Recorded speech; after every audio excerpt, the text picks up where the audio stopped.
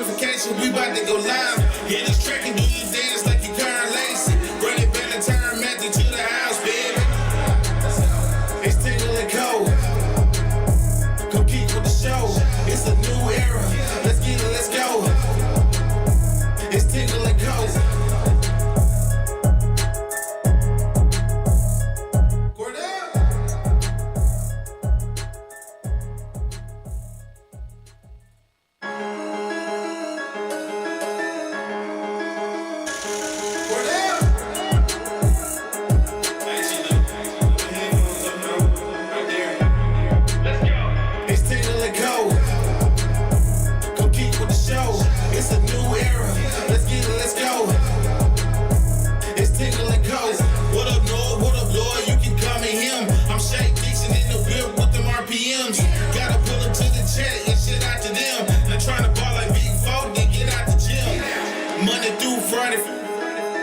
When you see that notification, we about to go live. Hit this track and do you dance like you Karen Lacey.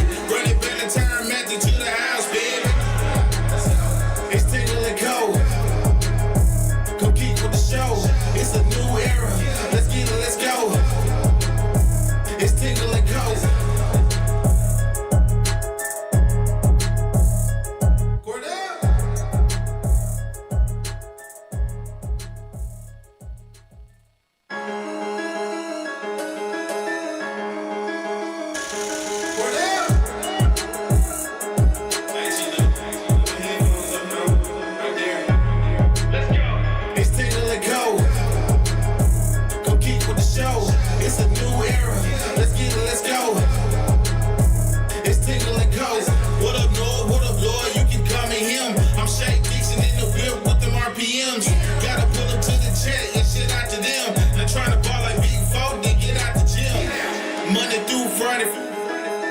When you see that notification, we about to go live. Hit this track and do you dance like you Karen Lacey.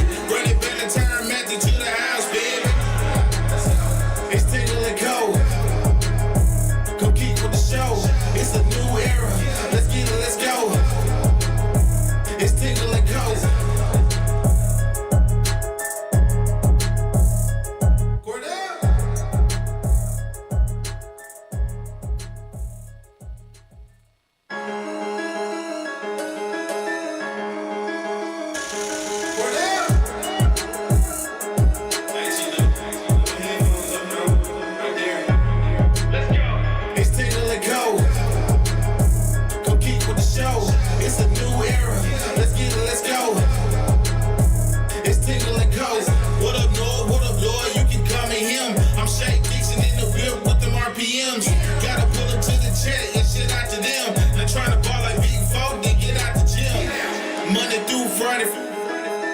When you see that notification, we about to go live. Hit this track and do you dance like you Karen Lacey. Run it back and turn Matthew to the house, baby. It's Tingle and Co. Come keep with the show. It's a new era. Let's get it, let's go. It's Tingle and Co.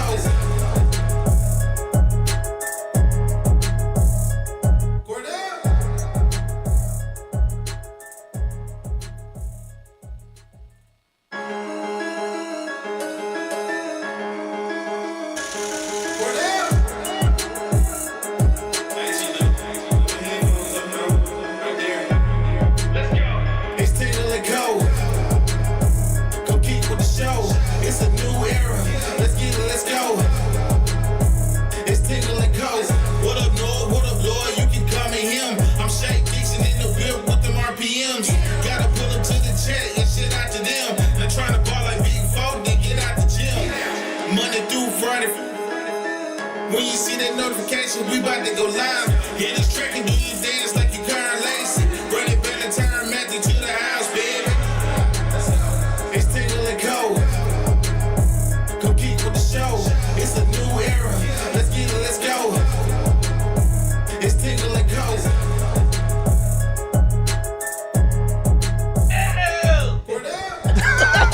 All right, good morning and welcome in here on this Tuesday morning as we inch closer to one of the best days of the year.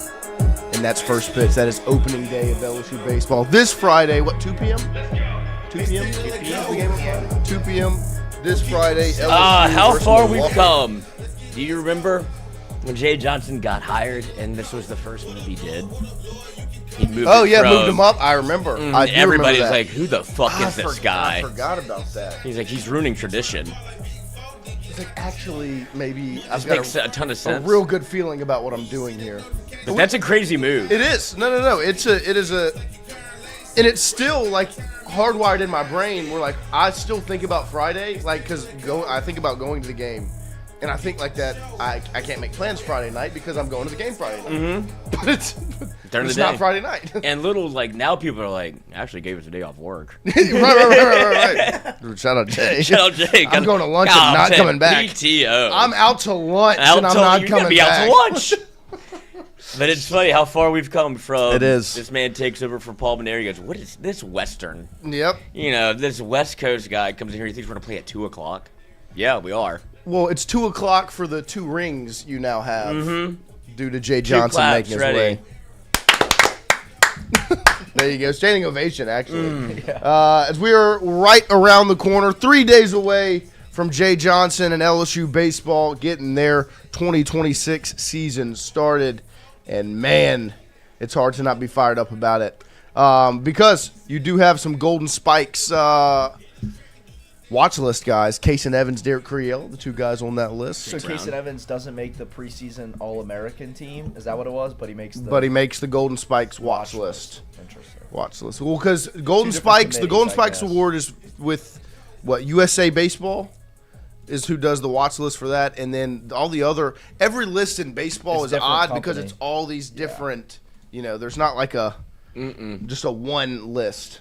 But it's hard to not be excited with this team. But good morning. Thank you for starting your morning with us and hanging out with us this week as we are brought to you by our friends over at FanDuel. FanDuel has partnered up with us for 2026 to bring you Tingle & Co. And we have added a new member to this team that you all know. And he's partnered up with FanDuel over the last couple of weeks and brought you home some money, and he did it again last night. Poggi, they tried to mess with you a little bit. Darren Peterson tried to ruin your role, ruin your streak. Did everything in his power, man. And guess Did what? Everything in his power. Unsuccessful he was. How was it watching that game? Obviously, you took Kansas money line? Yeah, well, over Arizona. I tell the people to take Kansas money line. I see 5 minutes before the game, Right. that that he decides he doesn't want to play basketball. This guy? Right. Darren Peterson didn't play. It wasn't a healthy scratch. It was a DNP. I think he's got like the flu or something, some sort of sickness. But he warms up with the team. Looks completely fine, and then out of nowhere, Not playing. Yeah. And then you see the stuff with him with the text about yeah. Bill Self saying, "All right, no, you want to half-ass it? Okay, cool, you're not playing." Yeah, it wasn't cool. I saw it. But that's already in. The funny thing is, I was in the same boat. I mean, we had, and I'm sure other people that were tailing the bet as well were all of the same emotional mindset. We had tailed your bet because you've been doing a great job, and I was ready to rock and roll. I mean, this was a big time matchup, and he might be the best player in the country. Oh, he is. He's Michael Jordan. And that's why he's doing this thing is because he knows he doesn't really have to play. But if there's any team that can suffer this, it's Kansas because they've done it all season without him. Yeah, they can deal. BYU without him in the second half. They played Duke without him. They played. You saw how they performed last night without him. Yeah, I mean, and Arizona. I mean, this year for college basketball, if you're looking to watch a good college basketball year, there's a lot of high quality. No, there are. I mean, the Big 12 is loaded, and you saw it last night. But Poggi, congratulations on another bet that cashes. Shout out to Poggi. I'm telling you guys. I'm just here for the people, man. That's Start all following I'm here for. Sabrion. Poggi is a raker on and off the field. No There what? you go. Shout out to the field crew. He's raking. Oh, yes. Raking in the cash. That's right. Kenny, Poggi, thank you. I took your money line, but I parlayed it to points and over, and it hit. Obviously, P-Dub, of course, in the Discord, let everybody know. Shout out Poe, man, is a real sharp Poggi, what do you have tonight? God, How are you going to let him enjoy this one for a second? Nope. How are you going to follow that up? You performed last night. How are you going to step up and do it again tonight? 6-1 to get to 7-1. There you go. Do you have one yet? You do. I do have one, and it's going to be. If you thought last night was interesting, Okay. tonight's going to be even more interesting. Miami hosts UNC tonight. Okay. UNC So an ACC matchup. UNC's a top 15 team in the country. Just beat Duke. Yep, just beat Duke. They got to travel to Miami, and Miami, for whatever reason, is minus 105. UNC minus 115. You know where all the money is. You go Miami. Miami money line. Miami money line against the Tar Heels tonight. Shout out to Poggi. Shout out to our friends over at FanDuel. Go to Shout FanDuel. out to Bella Danger. Go to FanDuel right now and take Miami Talk money about a gamble. line over the Tar Heels. I gotta go shower. To follow up as Poggi continues his streak, looks to do it again tonight. Miami over UNC money line via our friends over at FanDuel. Get on FanDuel now and go ahead and make the bet now while you're watching us live. Do it right now so you can enjoy it with Poggi. We can talk about it again tomorrow morning. Brought to you by our friends over at FanDuel. But I will say, to the point of that game last night, that was, and I think I thought I put it in the, I guess I didn't put it in the document. Oh, I did. It says, it's where I put Poggi's name next to it. Poggi, this is so awesome. Yep. The atmosphere for that basketball game. Oh my last night, I gosh. don't know who all watched it. It was. That is as good of a atmosphere you can get for a men's college. It's the best. I mean, like, I don't know how you could look at that outside of maybe Cameron Indoor. Look at that and say it gets any better than that, because it was absolutely rocking in what's their arena called? Foghorn Leghorn. Yeah, Field there it house. is. Something Field house. But I mean, this place was absolutely Look at that wall jumping. of students. I mean, this place, it gets the. It's just a wall of students. I mean, like, this place was absolutely wild. And it was every made shot all game. Every time a ball went through the hoop, it popped.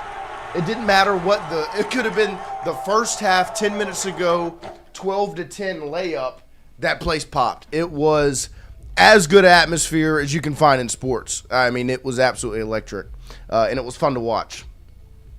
But we will have Glen West join us at 9 a.m. this morning to kick off hour number 2. At the top of the hour, Glen West will get in here, talk some LSU football, LSU baseball, maybe a little LSU basketball. They play in the PMAX. You think it's going to look like that? No. But Glen West will join us, talk LSU football and baseball for sure at 9 a.m. this morning. Then Rohan Davey, who, like we said, we had to reschedule from yesterday to today because yesterday we had to cook a little surf and turf, and it was excellent. But Ro moved from 9:30 yesterday to 9:30 today to get in here, talk some football with us. Obviously, a Patriots guy through and through. As he got a Super ring. Bowl yesterday. We did, and you'll see it on the cooking show as well. But he'll get in here, talk a little bit about that as well at 9:30 this morning. Into the 2 claps this morning.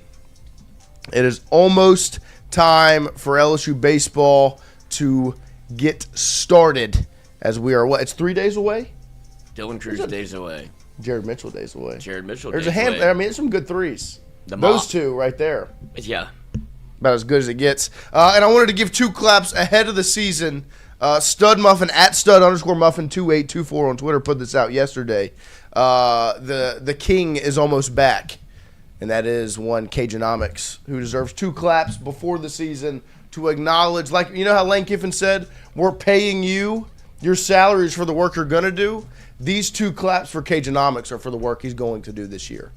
Because when in doubt, Cajunomics is there for you. 2 claps. Ready.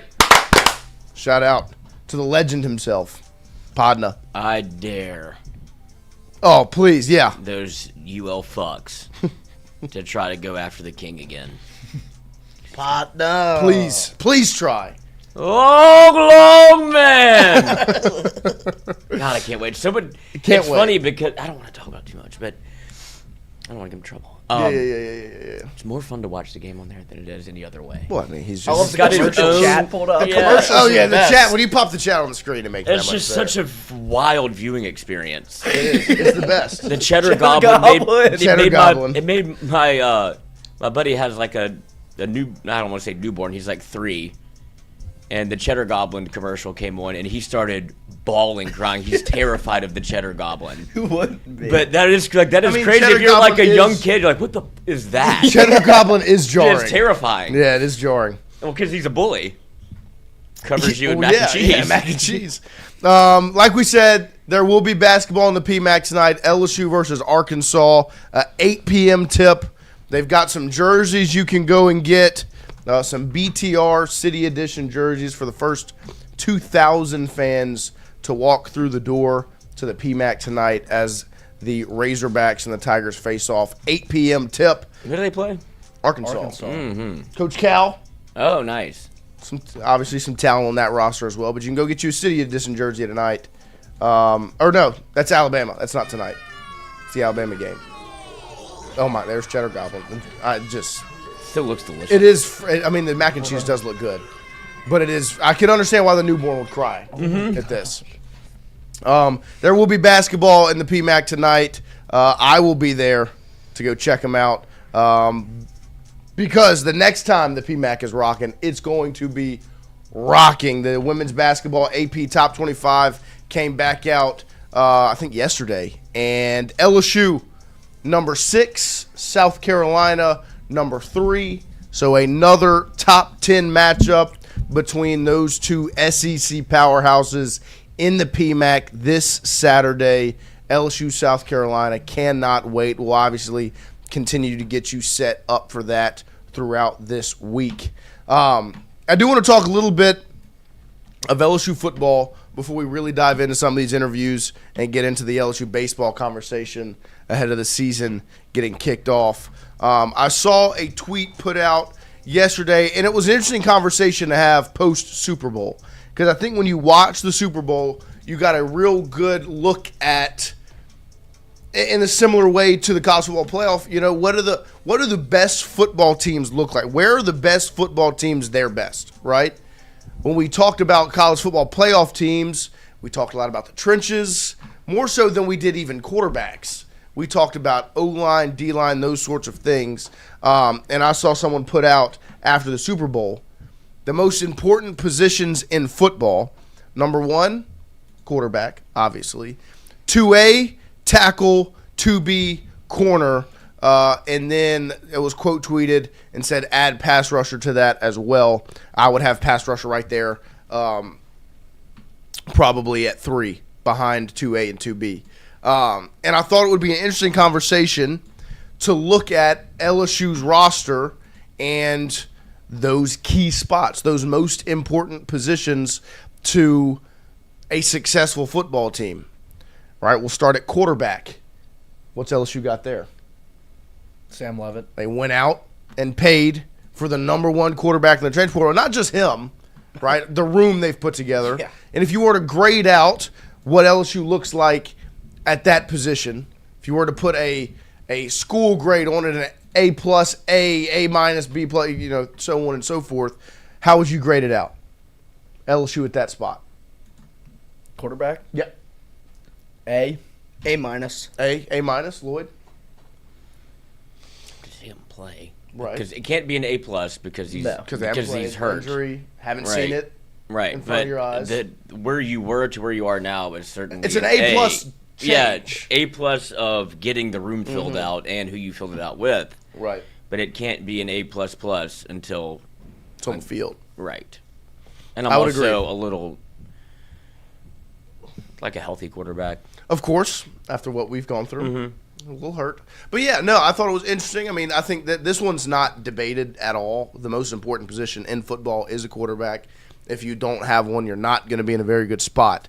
To Lane Kiffin's credit, he has done an A+ job at turning the room into what it is now. Like I said, it was an A+ change. Where it was when he took the job was what? One guy in the room? And Michael Van Buren?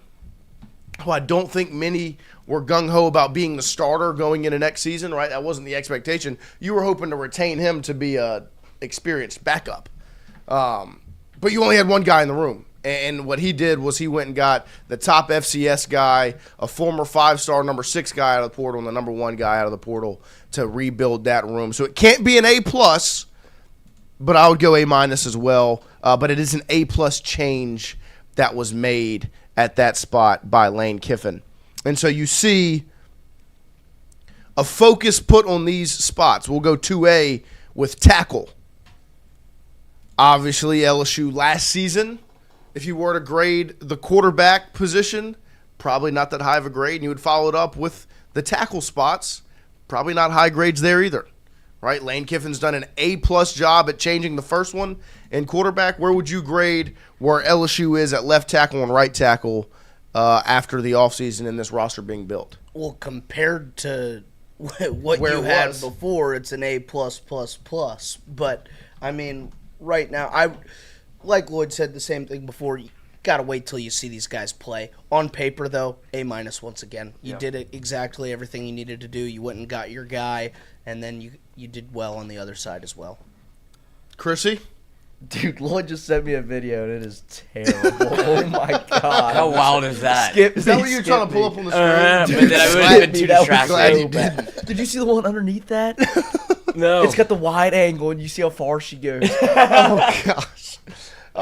Just skip. The left Yep, tackle. back to you. Left tackle and right tackle. The tackle spots in totality. Well, not only that, I would say coaching change. Of course. Like obviously had to make a change there, and it doesn't feel like, I don't know what happened, because we've talked to Coach Davis before. He was a great recruiter. He was getting 5-star guys. You just never saw the development. So it became evident that when Lane Kiffin came in, the only coach that he didn't bring with him that was currently on his staff to come over to LSU, he goes to Kentucky and gets Coach Wolford, yeah. Wolford, and gets him to come into LSU, and it just felt like everything in that room needed to be changed. Yeah. Just because it was grown stale. And so I would think that's probably almost as important as what you brought in, but also bringing in the number 1 left tackle in the country that is almost lanyap. It feels like whenever he hit the portal, like, LSU, are you interested? It's like, sure. I didn't just anticipate it whatsoever. Yeah, no, you were going to ride with what you had in the room and right. what they were going to have to kind of. We were already having conversations around how Lane Kiffin was going to have to scheme it up, right? And just be like, okay, you feel a little depleted in that room. It'll take some time to build it up, and then it's NCAA football. It's like Jordan Seaton's in the portal, and you get him, and so you have the probably best, I would say. I think that's the general consensus, is the best left tackle coming back to college football is now on your roster. Yeah, no, I mean, I think when you look at very similar, and I think this is going to be a common theme, when you look at the change that was made, it was an A+ change. Going from where it was to where it is now, it has been upgraded. The quarterback room upgraded, the tackle position. I will say, at right tackle, there are maybe a little more question marks about what it looks like over there. Who's going to be the right tackle? Is it Devin Harper, or will he play guard? Will it be Weston Davis running it back? And all of those kind of things that change. But, at left tackle, you have, like Lloyd said, the best returner in the country at that position. And I would say, in my opinion, one of the biggest pieces of this, in addition to the whole room being changed from coaching and all of it, the scheme is going to be the key part with that group. You have a guy like Weston Davis, who last season, I think we can all agree, left some to be desired. Wasn't maybe, I don't think was ready to be the right tackle at that point. No. I think he got put in a spot he was not prepared to. But now he's got a year of experience, right? He's going to get new coaching, new development, and a new scheme that may fit him better if he is indeed the right tackle. So I would say there is a reason to believe Weston Davis can improve. I mean, he was a 5-star coming out of high school. You've seen where some of these other guys that had been recruited by LSU prior ended up, right? That doesn't mean the They just weren't. They're just not good. I mean, Tyree Adams, Cohen Eccles ended up at A&M. Carius Kern ended up at Ole Miss. Ori Williams ended up at Tennessee. DJ Chester, Mississippi State. I mean, they're all staying in the SEC in the conference. And so I would like to see the development of Weston Davis. I think it's going to be a real big key. But I would grade the tackle position as a B+. It's an A for Seton. It's not an A+ because I want to see him at this level, but A because he is the best that you can do at that spot. There are question marks at right tackle, which I would say knock it down just a tad. Because you just don't really know what it's going to look like on the right side. But I will say I have the utmost confidence in Lane Kiffin, Eric Wolford, that new scheme, and their ability to develop and allow for some of those guys to improve. And they've done a really good job at adding in the new pieces, the new bodies to build depth, competition, and help that room grow. It's a lot easier, and I think the Jordan Seton addition is the reason it's as high of a grade at tackle as it is, but also it allows for it to not be such a big drop-off on the right side, because had you not gotten Jordan Seton, you'd be trying to figure out if Weston Davis is shifting to the left side, right? If Devin Harper is going to have to play left tackle, there would have been so many more question marks. The grade would be much, much lower. And so you slot him in at left tackle. You've got your center slotted in. You get Ba from, what was it, Maryland? He played right guard or left guard his entire time there. So there's a guard. You've got all these other pieces. You got to find your right tackle, but I think it is very, very the potential is extremely high around that room getting drastically better from what it was. Not just because of what you've added, but I really do think the scheme and the new coaching and the development of it all will allow for that to take another leap forward and be even that much better. So it will be very, very exciting to witness what that offensive line can look like. And, of course, Lloyd, you know me. When we get out there for spring football, locked in. D-line versus O-line, let's see what they can do. 2B on this list of most important positions is corner. And this is one where I'll say you really didn't have to do anything at that room. You were in a pretty good spot. And that's credit to a man that when his name came up in the press conference, they asked Lane Kiffin, what was your mindset in bringing back Corey Raymond? No brainer, right? And this is why. 2B at the cornerback position, I mean, we're just going to look at the two at each side. You've got guys that are returning with experience from last season, are looking to continue to develop. I mean, the leap you saw from P.J. Woodland from freshman to sophomore year, huge. And so you would be a fool to think that he can't jump from sophomore to junior year, right? And then on the same token, you saw P.J. improve from freshman to sophomore year. Why can't DJ Pickett do the same thing? The only thing is he's starting a little bit higher from where P.J. was as a freshman. At corner, how would we grade out the 2B most important position in football for LSU going into next season? Christian, what would you give the grade at the cornerback spot? Yep.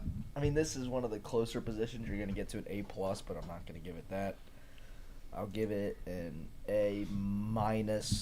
I'll put it a little bit lower than the quarterback position. I know the quarterback's a little bit more unproven, but I just think there's a higher ceiling there.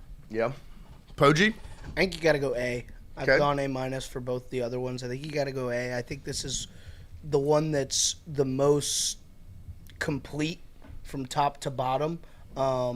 And I think you kept all the guys you needed to keep, and you brought in the guys that you needed to bring in, fill in whatever holes that needed to be filled, and you kind of hit it on that. So, yeah, I'll go A.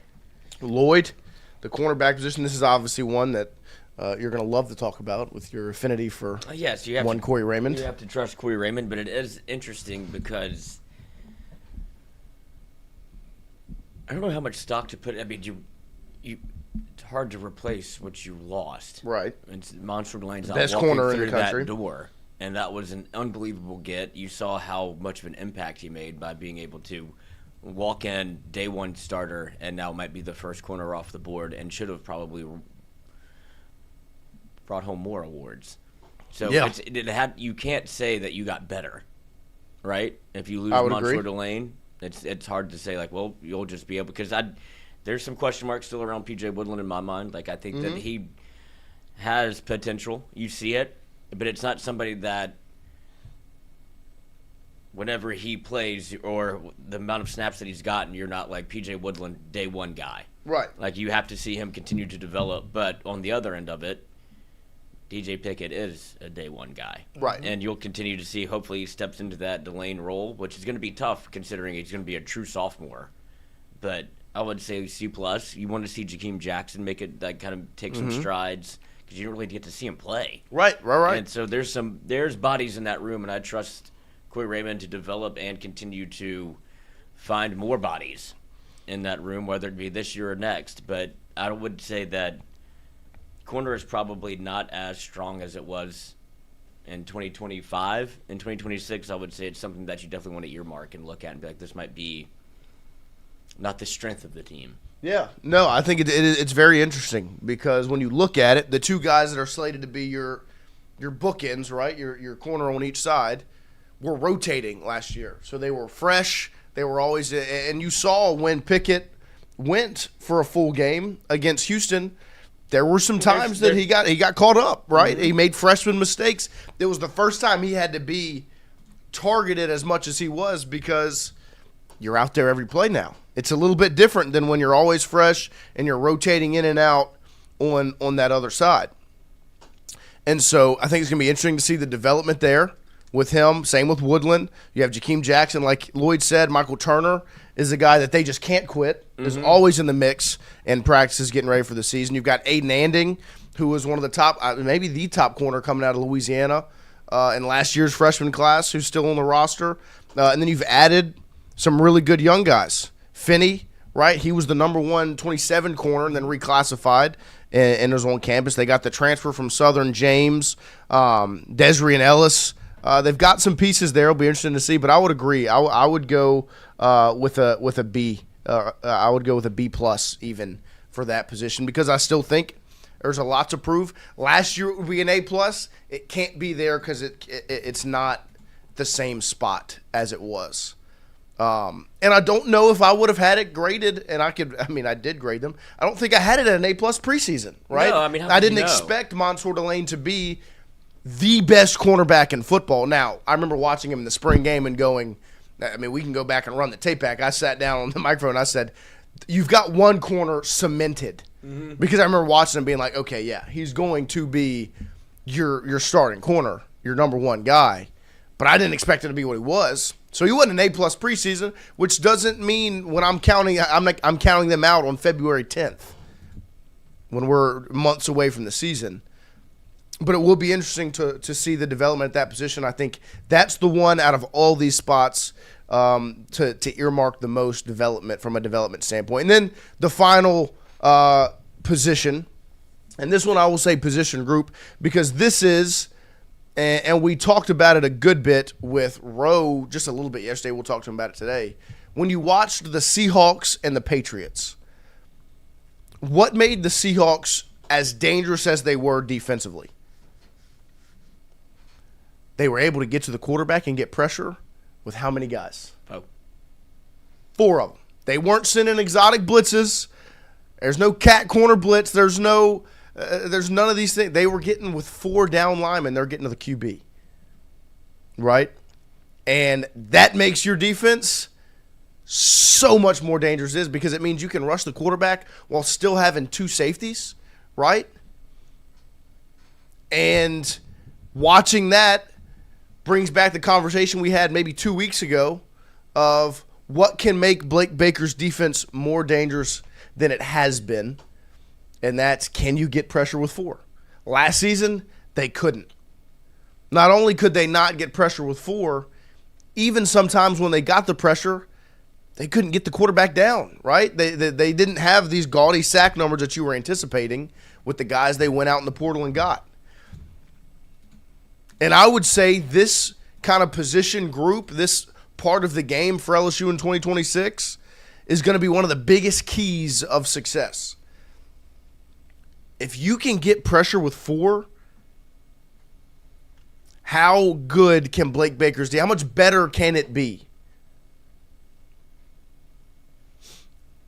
And I think with additions like Prince Will, not Prince, I almost said Prince Lee. Prince Will, Uman Mielen, right? Ross from Texas, Gabe Relaford coming back. You have Don McKinley in the middle, Stephilian Green. Obviously, Richard Anderson, Lamar Brown, Deuce Gerald's, those freshmen. What they've done in that room, you would be real excited to look forward and see them able to get pressure with 4 and make Blake Baker's defense that much more dangerous, right? Not having to send 6 or 5 to get to the quarterback. Not having to do anything exotic. Where one time, they were in like a straight line. Yeah, trying to, just getting wild to try to create pressure. If Uman Mielen can just shake off a left tackle and go get a quarterback when you only rush 4, you are that much better defensively. And so I want to get y'all's grades on the defensive line, because this is, in my opinion, I think we've witnessed it a lot over the last couple of months. If you go back and you watch the college football playoff games, the teams that won the game usually dominated from a defensive line standpoint. Why did Miami make the run they did as a 10 seed? Reuben Bain. Those guys they had on that defensive front, they were creating pressure and havoc and just dominating there. Indiana, real good on the interior. And then, like I said, you turn on the Super Bowl the other night.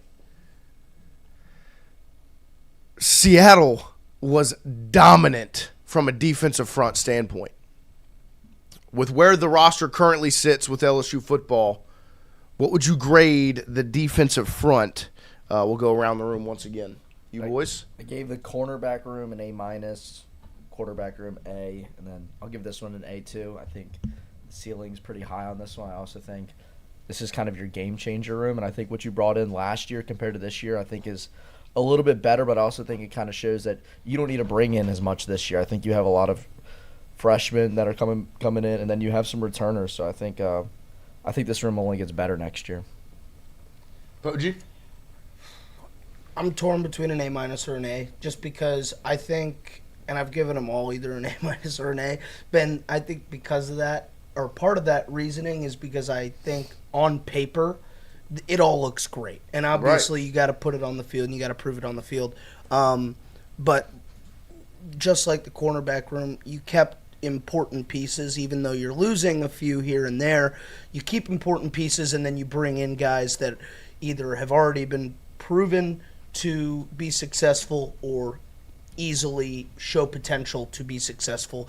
I think this is going to be the biggest improvement on the defensive side of the ball from last year, and so I'll go A. Lloyd, where do you sit with the LSU defensive front before spring football or prior to spring football expectations? Interested to see what type of impact Sterling Lucas can have in 1 year. In his first year as LSU's defensive line coach, that has obviously been a revolving door. Yes, if that's putting it politely. Obviously, you see Kyle Williams step in for 1 year, do the deal, and I don't think it was bad. No, not I think at all. it just felt like what did Frank Wilson say? They called it Mother University. Like he stepped in and helped. Right. And then it's clearly something that he didn't want to do. Now he's back at Ruston coaching again. That's where he wanted to live, but this is just a stopgap for LSU needed a coach. Right. And he stepped in and did it. Now you have a legitimate college defensive line coach that LSU hasn't had the ability to retain one for more than a year. So now you get with somebody that was at South Carolina, was able to recruit the shit out of it. Yeah. But also had legitimate results. And so I think that is an upgrade in terms of having in just the coaching room. And then also Kevin Peoples is back. And so to be able to have those two on staff together, and then what you added through the portal, what you have returning, because I don't think you got to see the full potential of like the guys you recruited. Right. You keep waiting for Don McKinley to do something, like to be like the player that he can be, like to be a force. And then who was from Evangel? Gabe Relaford. Gabe Relaford injured. You never really get to see him play, and now you've added some more pieces through the portal because you did do some nice things. Whenever you look back at it for 2025, you're like, oh, these are fun pieces to add. Right. A lot of potential in the room, but it never really bared any results. Pyburn was okay. Like Jabari Butler got pressure. Right. But you didn't have like the freak edge rusher or the Patrick Payton wasn't what you thought he was going to be. And so like it's going to be a market improvement, but I would still say until Sterling Lucas comes back for another year, and you get to see kind of that continuity. Yes, I would B-. Yeah. No, look, I'll go through some of these names. Gabe Relaford, 6'3", 265. Damian Shanklin returning from a freshman to a sophomore, or maybe redshirt, 6'5", 260. You got Kalaj Cobbins, who's been in the room for a while, but, I mean, it really starts and ends with Prince William Ellen, 6'5", 245, 9 sacks last year. I mean, that's your plug-and-play. Go get him, guy. You know what I mean? You got Jordan Ross, 6'5", 245. Jaylen Brown, 6'5", 265. Those are other two transfer portal additions from an edge rusher perspective. But the part that really intrigues me, because I'm confident in the edge rushers because I know what Relaford can be. You know what Prince William is, right? So you've got your guy from that standpoint. He's done it at this level in the SEC. It's the interior of the defensive line that's really intriguing to me. Because you heard Rose sit here and talk about it a couple weeks back. He loved when it was the edge rushers coming around, he could step up in the pocket and deliver. But it's when you get that inside pressure and you've got to roll or you've got to try to – and you're thrown off. Number 96, Dominic McKinley, 6'6", 308 pounds, who all the rave was about from offseason workouts last year, all of those things.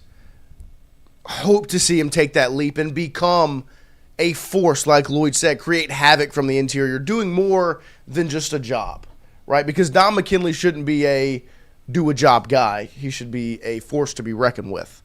Obviously, you've added through the freshman class, Lamar Brown, 6'5", 291, who I think he would kind of be shifted outside a little bit more as a D-end, more so than an interior defensive lineman. Because then you've got Richard Anderson, 6'3", 360, who's just an absolute monster and is already on campus. Same with Deuce Gerald, 6'1", 268. But you added a guy in Stefilian Green who's 6'4", 290 from Clemson, who's real good on the interior and I think is kind of a stopgap for the development of some of those younger guys. Malik Blockton, 6'3", 291, one of those havoc-type guys from Auburn.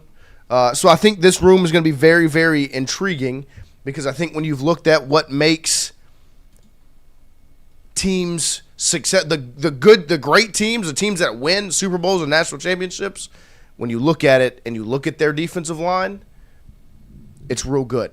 And that's where I'm ready to see LSU look like. And I think this is the year where you've become much better from a roster standpoint in those rooms, but you got to see it. It's got to be done on the field with guys like Dominic McKinley, answer the call, Gabe Relaford, healthy, step up and do it, Jordan Ross from Tennessee, all the potential in the world. But can he be a player, right? You've got Prince William that you're confident in, Stefilian Green from Clemson, who you know can be real solid on the interior. So we'll see what it looks like there. I will say a B. I would go B there because it's just there's not enough proven yet. Potential, like Christian said, ceiling real high. Just got to see it. So that I just wanted to have that conversation a little bit because that was very interesting when you look at the most important positions in football where Lane Kiffin and this coaching staff have kind of addressed those spots. Quarterback, obviously, A-plus upgrade. Offensive line, A-plus upgrade, and you desperately needed it.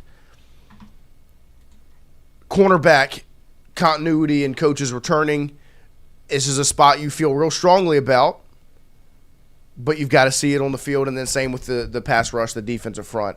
Got to see what can happen on the football field. In a little over 10 minutes, Glen West will join us to talk some LSU football and LSU baseball to get you ready for this season coming up starting on Friday.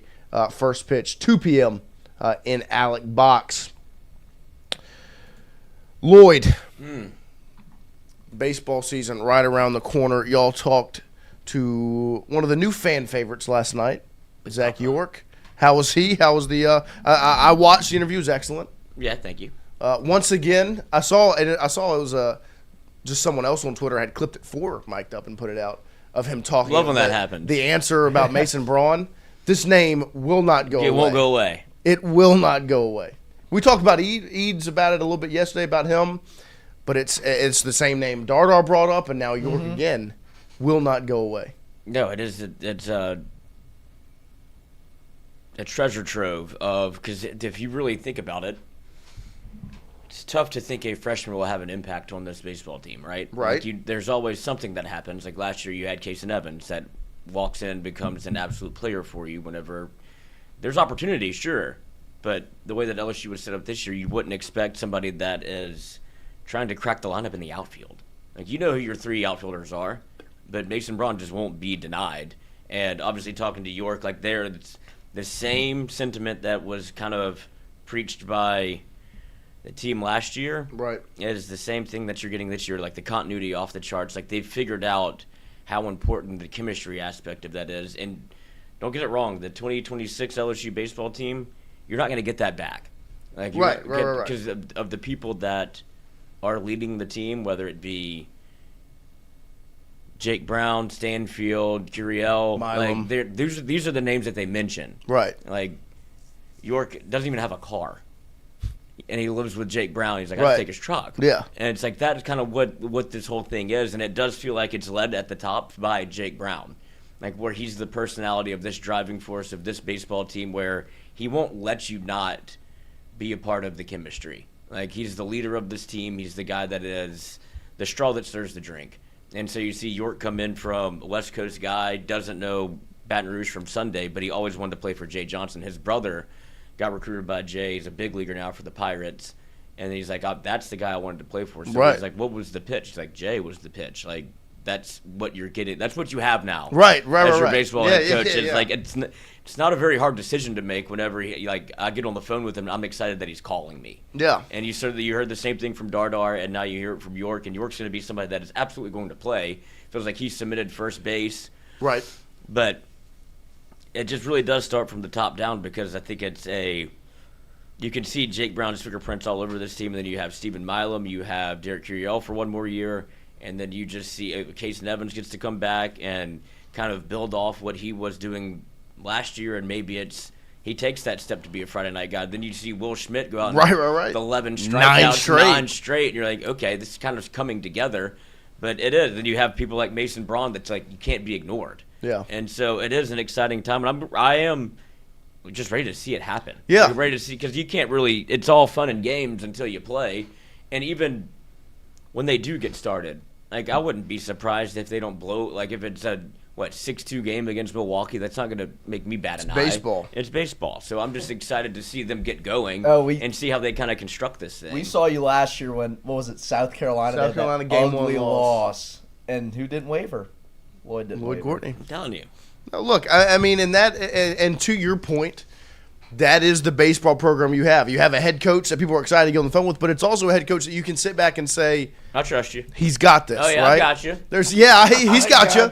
There's no worry about he's not being caught off guard by any of these things, because John Eads talked about it yesterday. I mean, he is the most prepared human being on planet Earth, probably, in Jay Johnson. And to your point about Jake Brown, the other part that I really like is the best thing as a coach is when what you say, you hear your players say, right? Like, so if they're given a post game interview, and the media member says, "So what went right for you guys?" and they say the same thing you told them at halftime.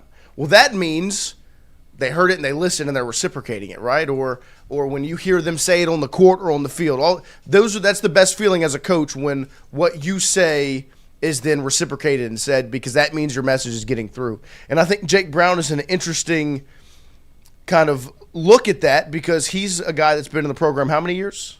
This will be year three, right? He was recruited by Jay Johnson. He was played as a freshman by Jay Johnson, had one of the lowest of lows, I would assume, to end out his freshman season. And guess what? Was built back up by Jay Johnson, was one of the key pieces, chess pieces, that Jay Johnson used last year to make that team that much better, to win a natty, and is back and is now stepping into the mouthpiece for Jay Johnson from a player standpoint, where the personalities are different, but as a coach, I can only assume Jay is that much is confident in this team because of a guy like Jake who's reciprocating coach's method from a different place, reciprocating whatever coach is saying from a voice in the locker room or a voice on the field. That is, for Jay Johnson, I'm sure, quite the luxury to have, is a guy that he's coached and poured so much into, now able to have that trickle down.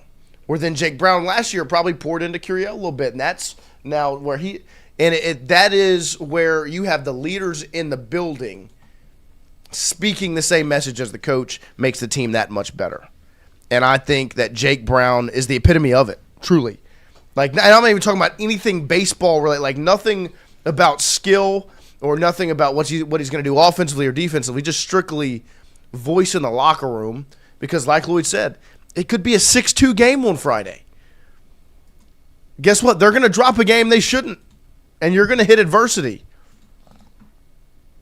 Or they go undefeated. 36-0. Not only do you have Jay Johnson to keep that ship on track and keep the plane in the air, you've also got Jake Brown, some of those other leaders in that building, and that's what makes it so exciting. I mean, is it what could they've have got. been from where he was as a freshman and how that season ended. Right. It could have been totally different. Like, that could have been a career-defining type of moment where I don't think he was deaf or blind to what the reaction was to that. And then it's not an easy place to get up from. And then you have him come back, and then what happens against Arkansas, he goes, been there. Right. It's like, so he's like, that's who the kind of person he is. You laugh about it now because he's like, Yeah. that shit sucked. But Jay Johnson continues to pour effort, time, give him chances and opportunities. Right. Now this is his big opportunity because there's no putting you in situations to succeed. I expect you to play every day. Yeah. And so you'll see what that looks like because this is really the first time he's going to have that opportunity to go lefty-lefty, see what it looks like. And there will be times, Of course, where it looks it's not rough. going to be as easy as it was last year. Right. But it makes you that much more confident in this team. And there's just so many pieces. Like that's one of my favorite parts about baseball is The construction of it. it's this day by day. And it was and Coach Courtney Williams, when he came here, one of the LSU men's basketball coaches, because he talked about a little bit in basketball, it's a little bit different. But he was like, I mean, throughout the season, you are building the plane while you're flying it, right? And baseball, I think that's how it's always been. So it's more so at that point where it's like, I mean, your lineup on Friday, likely not going to be the same one when you go into the regional game one, right? It's probably going to look a little different. Where, I mean, Ethan Fry, I don't think was your most feared batter going into game one. But when you went in Omaha, guess who was 2-hole? It was Ethan Fry, right? Guess who got drafted? Yeah. Guess who wasn't your leadoff batter in game number one last year? It wasn't Derek Curiel. It was Chris Stanfield led you off to start the year. But then every game after that, it was DC. So real excited about what it's going to look like starting on Friday. Don't forget, every single day we are brought to you by our friends over at AJ Sports Cards. AJ Sports Cards right there off Drusilla Lane. They do great stuff. And speaking of baseball, they've had multiple events that they've put on where you can meet some of these stars from the baseball team. When you've got right after Omaha, they had Schmidt and Milam and Dickinson and Anderson there to sign autographs. They did it again. Ethan Fry was there. I think Ben McDonald as well. The last one in December. They do some awesome events, and the way to stay up to date is to follow them on social media. When you check out AJ Sports Cards 225BR on Instagram and just AJ Sports Cards straight up on Instagram. Go check them out there. We have a $5 super chat right here from the Raging Poon. 5 claps. Ready. Let us not forget UNC as a freshman. You could have transferred right there but didn't. 8. Shit. Grinded it out, and now our leader. Beautiful. That's what, yeah, right to our point. I mean, that is He has gone through the lowest of lows, and I guarantee you there were a handful of times that he sat down with Jay Johnson and talked about that and battled through that, and that's where it comes to now. It's a storybook type feeling, so real exciting to see going into 2026. We'll take a quick break here, come right back and kick off the second hour with Glen West of 247 Sports right after this.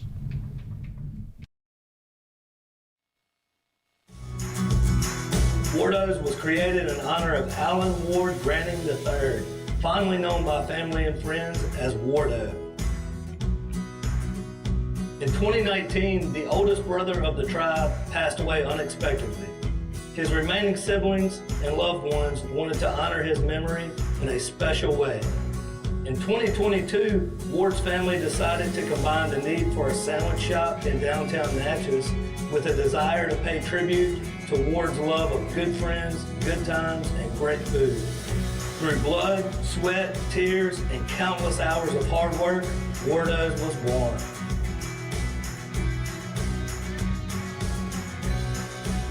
So go visit Wardo's today at 309 North Broadway Street in Natchez, where the po' boys are so good, you'll swear you're in Cajun country. Hey, Miss Lou, come visit us, Tom and Wright Granning at Go Martin on the Go Deli. Go Mart has clean restrooms, community coffee, an awesome beer cave, and a great selection of anything you may need.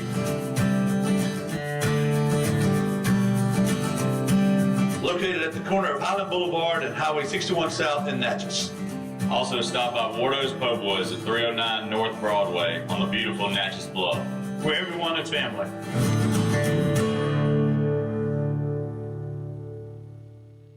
When it comes to your home, the roof over your head matters. At CAS Roofing, we don't just install shingles, we build peace of mind. With years of experience and a commitment to craftsmanship, our team shows up on time, gets the job done right, and treats every project like it's our own home. Whether it's repair, a replacement, or storm damage that caught you off guard, CAS Roofing is ready. We're local, we're dependable, and we stand behind every nail, every shingle, and every promise we make. Because at the end of the day, it's not just about roofing, it's about protecting what matters most. CAS Roofing, built on trust, backed by quality.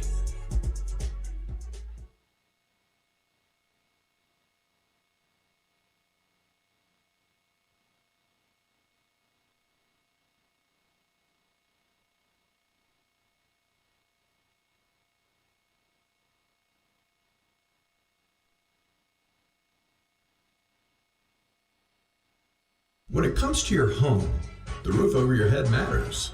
At CAS Roofing, we don't just install shingles, we build peace of mind. With years of experience and a commitment to craftsmanship, our team shows up on time, gets the job done right, and treats every project like it's our own home. Whether it's repair, a replacement, or storm damage that caught you off guard, CAS Roofing is ready. We're local, we're dependable, and we stand behind every nail, every shingle, and every promise we make. Because at the end of the day, it's not just about roofing, it's about protecting what matters most. CAS Roofing, built on trust, backed by quality.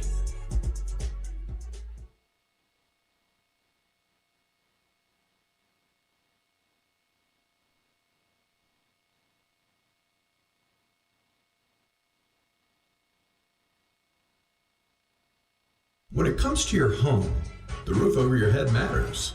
At CAS Roofing, we don't just install shingles, we build peace of mind. With years of experience and a commitment to craftsmanship, our team shows up on time, gets the job done right, and treats every project like it's our own home.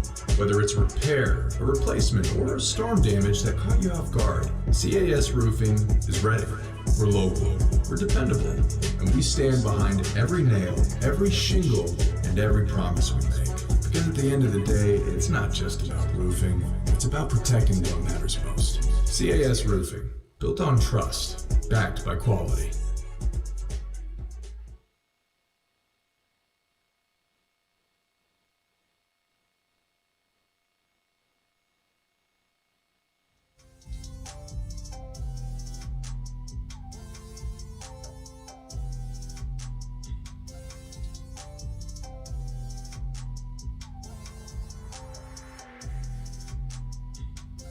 All right, welcome back here as we kick off hour number 2, continuing the LSU Athletics conversation as it's starting to shift seasons a little bit. Football and the news kind of wrapping up over there and getting ready for LSU baseball while we're in the thick of LSU basketball, men's and women's.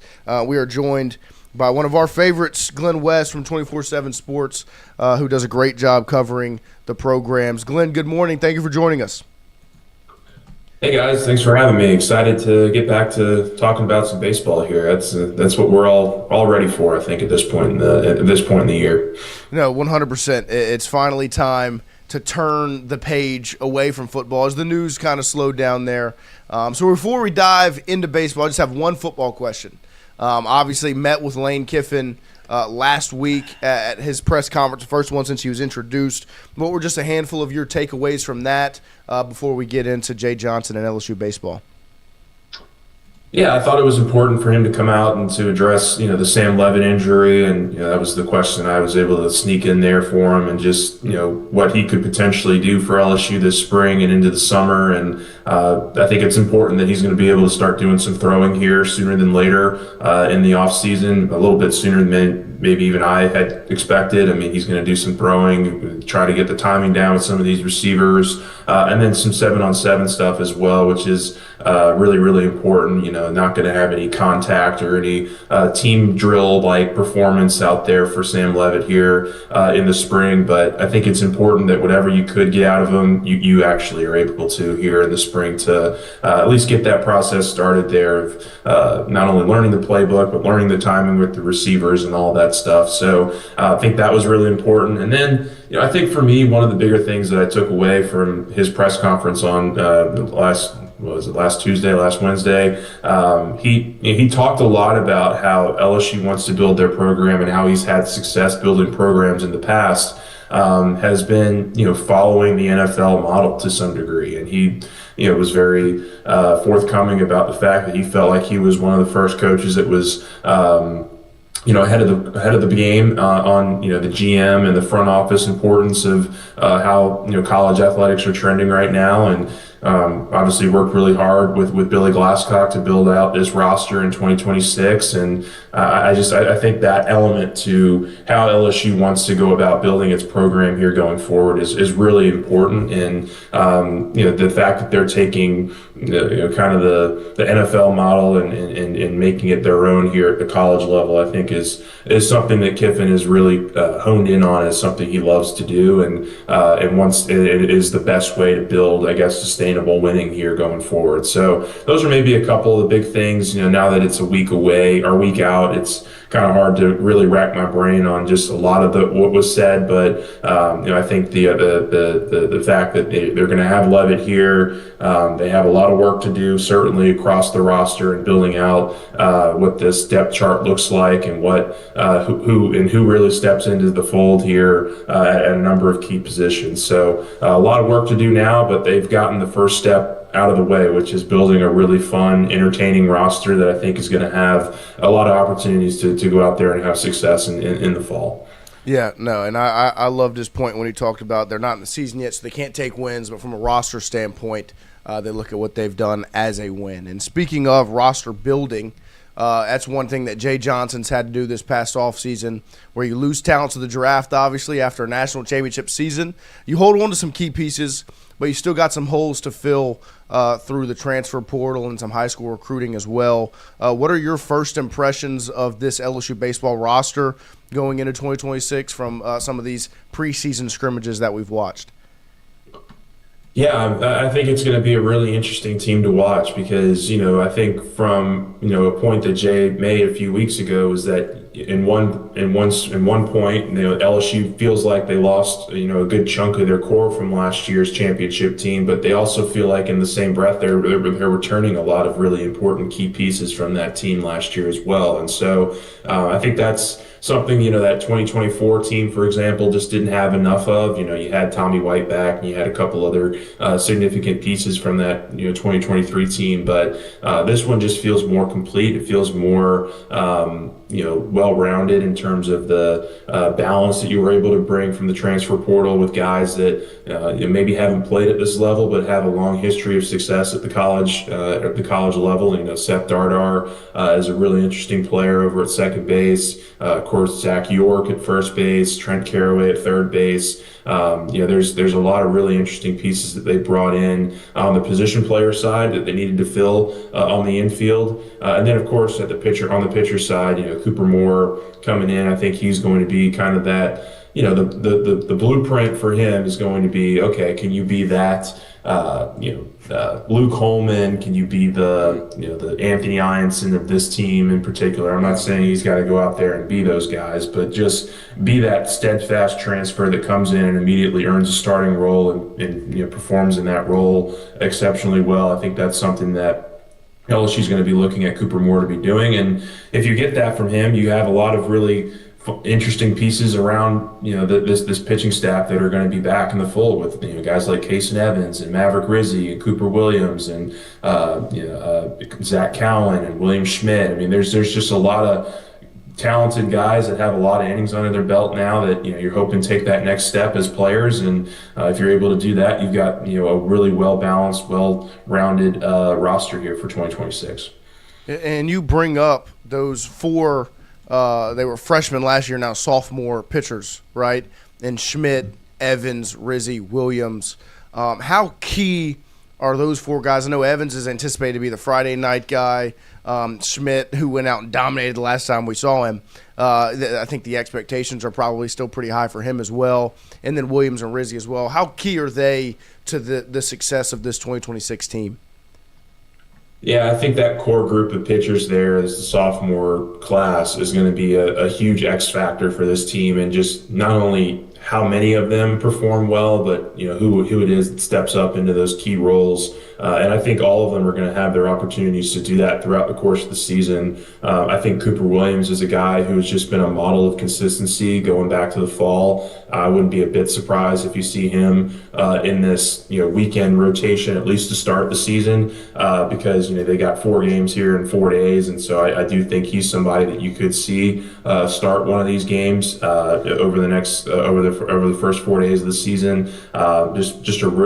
He's made a lot of development in a lot of really key areas, and Jay loves his left-handed pitchers and left-handed hitters, and so I think balancing it out with guys like Evans and like Cowan and like potentially Cooper Moore. That I think those are kind of maybe the 4 that I look at right now as maybe the best shot at starting this weekend. But just getting back to the sophomores there, I mean, Evans is going to be huge, of course, and he's going to be the guy that LSU turns to, I think, on Friday night or Friday afternoon, I should say, and have that opportunity. And then I think William Schmidt, like I mentioned, he made some really good progress here, I think, in the fall. I think to start spring, it was maybe a little bit, a little slower out of the gates here, but this last weekend, he came out and after walking 3 guys in the first inning, he went out and struck out 11 over the next 4 innings, and only walked 1 more batter after that, and didn't allow a run in any of the innings that he pitched this last weekend. I think this pitching staff for me as a whole, and when I look at it, it's going to be very much a by committee kind of thing. They're going to ride the hot hand, and I think Schmidt has as good an opportunity to be a hot hand guy for LSU as anybody on this pitching staff when he's going in the right way. So he's going to have a big role, and then I think Rizzi is going to be the big X factor out of the bullpen for you. He's a guy that can extend into 3 or 4 or 5 innings for you if you need to. He can be kind of that guy that you saw maybe Griffin Herring take on that role a couple of years ago. When LSU's in a tight game and they need a long relief outing here, I think Rizzi's a guy that can go in and get you 12, 15 outs and do it at a really high level. So I think that sophomore group is going to be immensely important for LSU to have the kind of team that they want this year.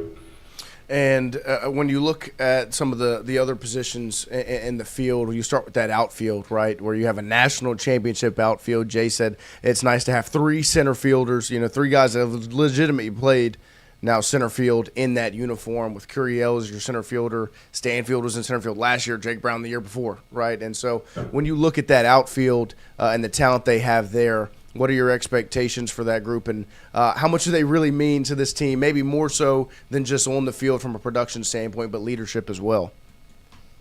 Oh, they're huge. I mean, Jay Johnson's talked about it, with Jake Brown and Chris Stanfield in particular, just how important those two guys have been in the locker room for LSU since they've come back from summer break last year. Those guys have taken really big leadership steps in the program. The outfield is the core for this position player side of things. I mean, I've gone out there to a number of different scrimmages, and LSU has, kind of settled into, I think, a little bit of a semi-starting lineup, guys that you think you are going to be out there on game one. And I've seen several lineups, at least that they trotted out there where it goes, Curiel, Brown, Stanfield, or Brown, Curiel, Stanfield, like just one after another, in that order. And so they really feel like they have something there in the outfield. It's very rare that you're a team in this day and age that's able to return a championship level group out there in the outfield. A lot of sometimes even you go back to 2023, LSU lost a lot of those guys that were in that championship, outfield from 2023. So it's just really, really a good stabilized position for them to be in out there. Those guys are great leaders. They're obviously great players, and they're going to be right at the center of this thing here starting on Friday. And then when you look at the infield, right, you have some spots. You have really one spot going into the season that was solidified, and that's shortstop with Stephen Milam. One that I think is very interesting is that second base position, where there are a handful of guys you could think get that spot or maybe platoon that position. What are your expectations for Jay Johnson to do at second base? Yeah, I think that's maybe the one position here that's very much up for grabs, and it's going to have a revolving door of guys that are going to be playing there. Braden Simpson, Tanner Reeves, and Seth Dardar, the three that I think you'll see the most of here, at least to start the year. I think you'll see Zach York over at first base. I think you'll see Trent Caraway over at third base, and then Milam, of course, at shortstop. But those three there, with Dardar, with Simpson, and Reeves, I think all those guys are going to have opportunities these first several weeks of the season. I think it's really interesting that two of those guys can also not only play second base for you, but they also hit lefty. When you talk about Reeves and Dardar, and then Simpson's kind of your right-handed bat. And a little interesting kind of side nugget here that I hadn't seen LSU do a lot of, and I just watched 4 or 5 of the scrimmages this last weekend. They actually experimented with Simpson at catcher a little bit too this last weekend, and so I just think that they're trying a whole bunch of different things right now to try to find the best lineup combinations, the best offensive combinations, the best split between left and right-handed hitters. You want to try everything out and see what it could net for you here in the early parts of the season, and that's what non-conference play is for. But I think from a consistency standpoint, Dardar would be the guy that I think right now has probably earned a lot of opportunity. I think Reeves is a really solid athlete and a really good glove, and but it's just is the hitting going to be consistent enough for him to be able to stay in the lineup? And with Simpson, he's kind of a power guy. I think you could see him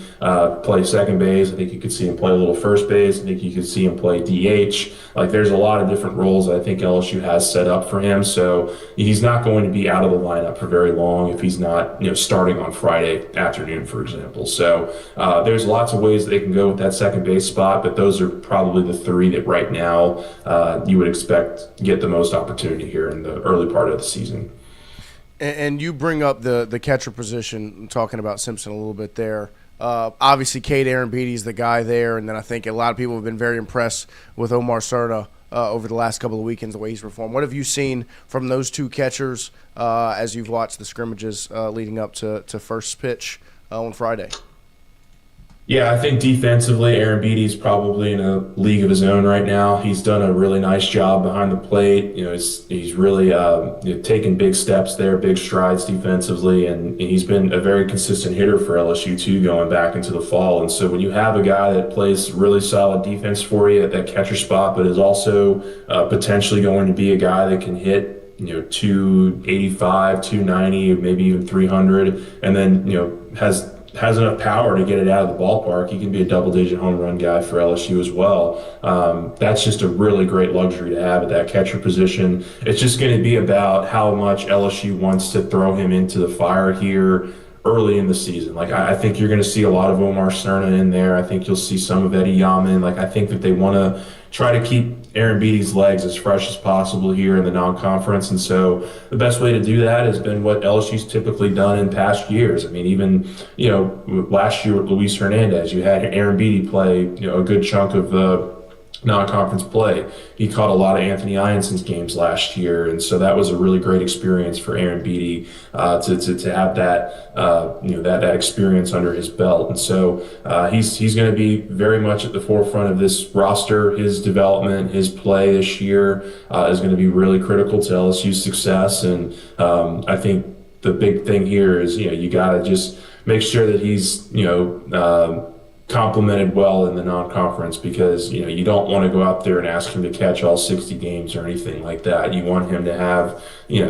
some opportunity there for rest, because that is such a taxing position back there where you're involved in every single play, every single pitch, and but his role is going to be critical. And I think Cerna's a guy you could see certainly compliment him at catcher, but also play a little DH for LSU. Like, he's got a big bat, he's got a lot of power, he's a very advanced hitter as well. And so there's going to be lots of opportunities for some of these younger players like Cerna, and then Mason Braun is another one that I think you'll see get a lot of opportunity here early in the season to kind of earn their stripes. Is there anything that's been a surprise to you leading up to this season? There were a handful of things last season. Derek Curiel, obviously, what he turned out to be starting the year. I think people anticipated Chase Shores would be your Friday night guy. Instead, it's Cade Anderson, who ends up being the best pitcher in baseball. Is there anything that surprised you so far, or you anticipate maybe could be surprising going into the season?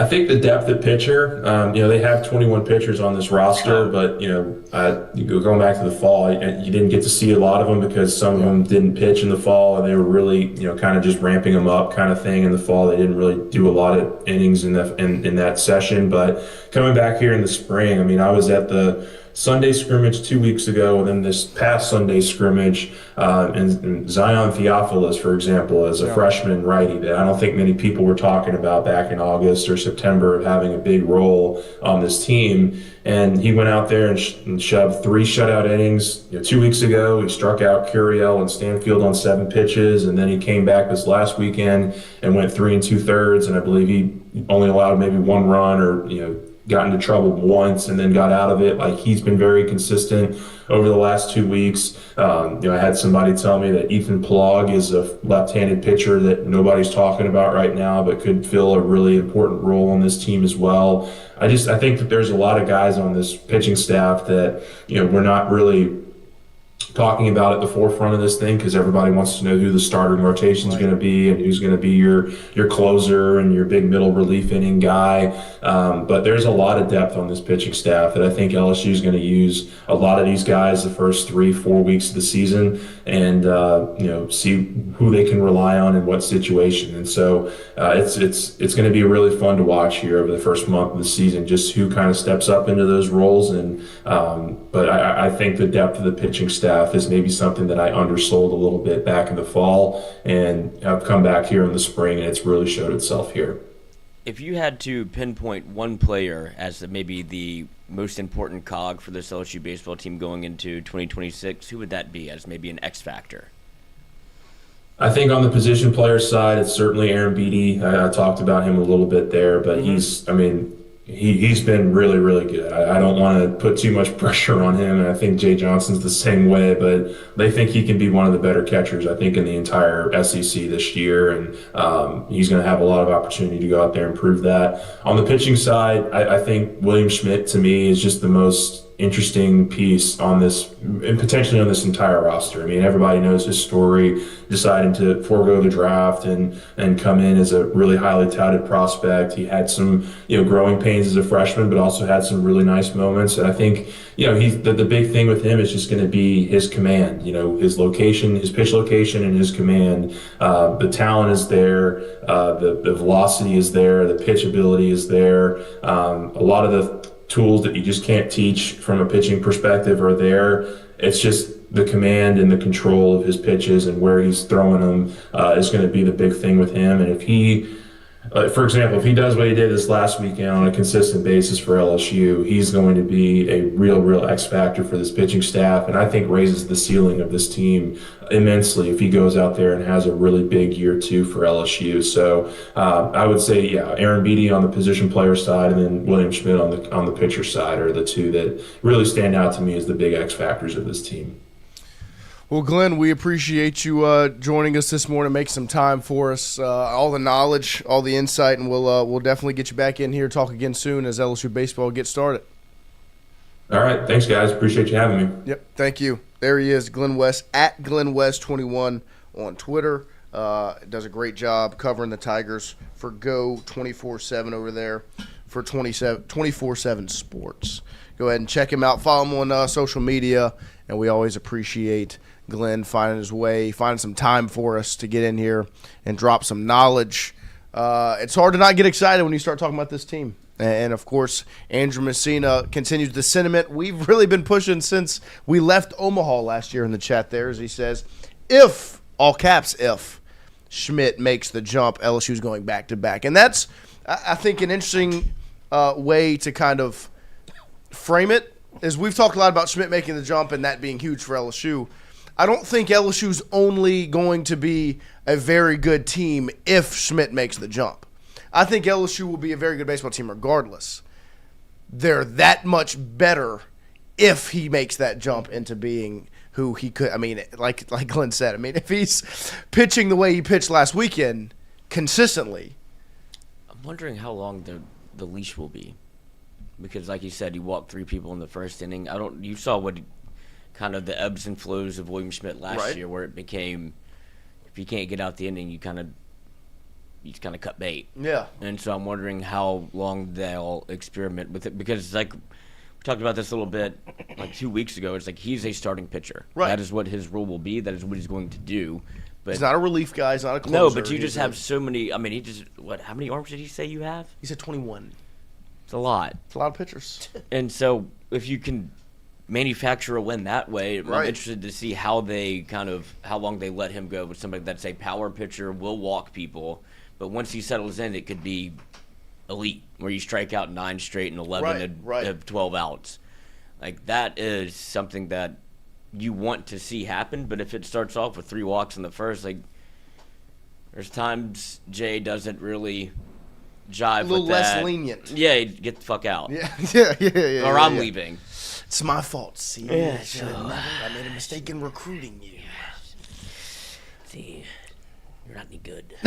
But yeah, no, I think that will be interesting because you have so many pitchers you could go to and kind of piecemeal a win together. Yeah, like Glenn said, that's kind of it's ride the hot hand, and if you've walked 3, how hot's your hand? Mm-hmm. Then it ended up warming up real quick, right? But it's just you don't want to start off 1-0 or 3-0, and it's going to be different against Milwaukee than it is even when they go to Jacksonville. Who do they play in Jacksonville? They play Notre Dame.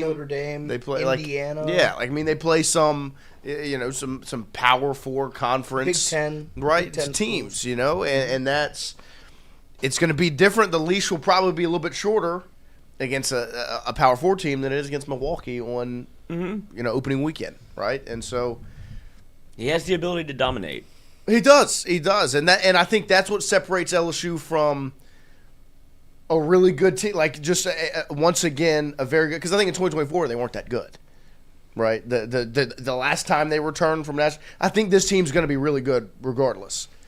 If he is if he's dominant, it's like okay, well now they're like the betting favorite, and it's not close. I'll be interested to see how where Casey Evans falls into all this, because you saw I agree a little bit of what Glenn was talking about of that guy that you can extend.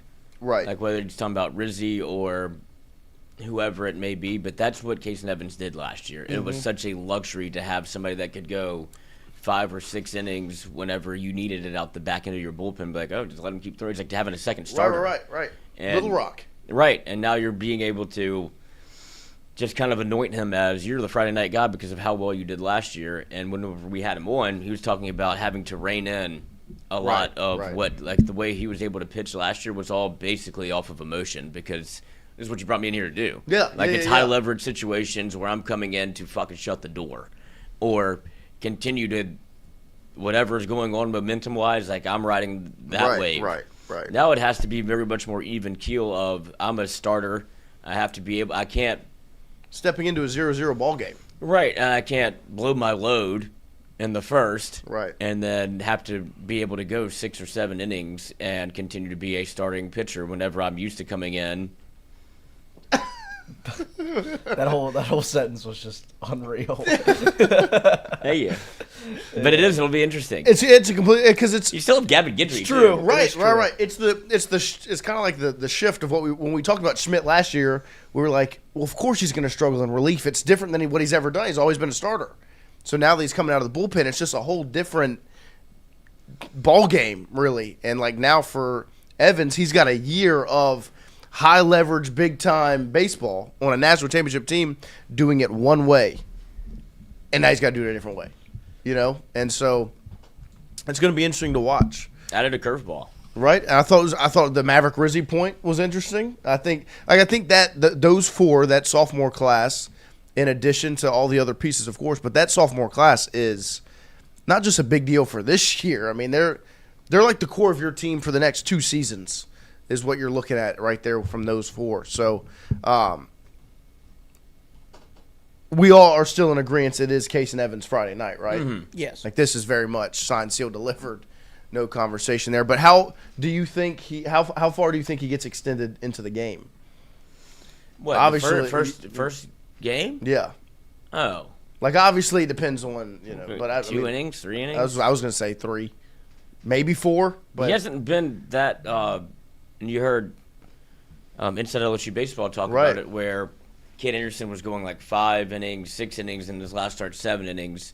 You haven't seen Case and Evans extend like that, and I think it'll be very much still kind of wiggle your way through this, and we'll bring you along as you like to get along. And then by the time you get to SEC play, that's when you'll see him as an extended version of the starter. If you've watched LSU baseball before, you know that SEC play is when you'll see this rotation. Of course. It will be fixed, and it will be all set in stone. It takes a minute, and y'all know that, and that's why with Case and Evans, you could probably see him going 7-8 innings or whatever later in the year, and then right away maybe at 3 and 4. Well, it's because of who you're, and it's also who you're playing. Of course. I don't want to shit on Milwaukee. I don't know anything about them. Me neither. But I'm hoping Inside LSU Baseball does. You have 21 Friday. arms, and they'll probably just go 2 innings, 2 innings, 2 innings, 2 innings. Let's see what everybody gets to play. You get a couple batters. Let's just have fun with this thing. As opposed, get a look at everybody. Who was it? 24. Thatch? VMI? Oh, yeah. Thatcher Hurt versus VMI. It was VMI. Well, that was when they had the little round-robin thing going on. Oh, no, I'm saying. But VMI is the one that rocket that ran it up on you with Thatcher out there. Yeah, you almost lost the opener. Right. And so, no, I think it'll be interesting to see. Because, you just look at last year, right? In the non-conference, Cade didn't get all that extended. And then you get an SEC play, and he's throwing complete games, him and Anthony, right? But I do think that's where this team's going to be different is I don't think you have the CG guys, right? There's not going to be many complete games with this staff because you don't need that anymore. Last year there were games where it was like not only is it huge for you. Anthony Einstein gets Mississippi State. Right. Or was it Texas A&M? Texas A&M. Yeah. It was Kate Anderson versus Oklahoma, and then obviously Kate Anderson versus Coastal Carolina, which pretty good. Pretty sick. It was okay. Yeah, it was all right. That was the conversation last year. Remember, it's like, who's your second starter? It's like it's Anthony Einstein, but nobody went. They're like, I don't know how good he is. Oh, well, because they wanted to be Chase Short so badly. Right. Because that's what everybody knew. That's why I kind of feel like I keep falling into this trap again with Case and Evans, where it feels like the same thing. Yeah. Where it's like you want him to be this version of. You see all the potential in the world, but I just don't know what role he's going to be comfortable in because I know what he does well. But everybody and that's why I think the Cooper Moore conversation is interesting because he was it. So was Callum was a starter too. Yeah. But it's just interesting how people are just like, well, he's your Friday night guy, and it's like, well, how many times have we done that? Where it's just like already anoint him. Well, yeah. And it's like, well, this is actually not how it's going to work, and then you see it's been anointed a lot. I mean, think back to. I mean, since Jay's been here, except for year one, because that was just kind of a piecemeal pitching staff. You've always had that's your front. Well, I mean, I guess year one happened too. Blake Money went out there and dominated against whoever it was week one. I was like, oh, LSU got their Friday night guy, and then it got a little bit rocker. And then, of course, goes back to Mike Day, obviously. Just fall back into that every time with Mikhail Hilliard. Bring it back. But yeah, I mean, then it happens in 24. It's Thatcher Hurd, right? That's your Friday night guy. And then ultimately it ends up being the last thing Gage you Jump saw was in Omaha, right, where he dominated, and you're like, oh man, if he puts it together, yep, he's a Friday night guy. Then he goes out and pitches 4 innings and gives up 6 runs. And you're like, never mind. And then you see that all season long, right? And it's so yeah, you just gotta hope. You know, that's how baseball is. It just comes to you. It comes to you, man. And so, I mean, like I said, like last year, you didn't know. You thought it was going to be Chase Shores all offseason. All offseason. And it wasn't Anthony Einstein's like, oh, maybe he'll be a good guy out the pen. It's like, actually, he's going to be he could start on Friday night for anybody in the country except for LSU. When even once it began, right, what was it, Nebraska?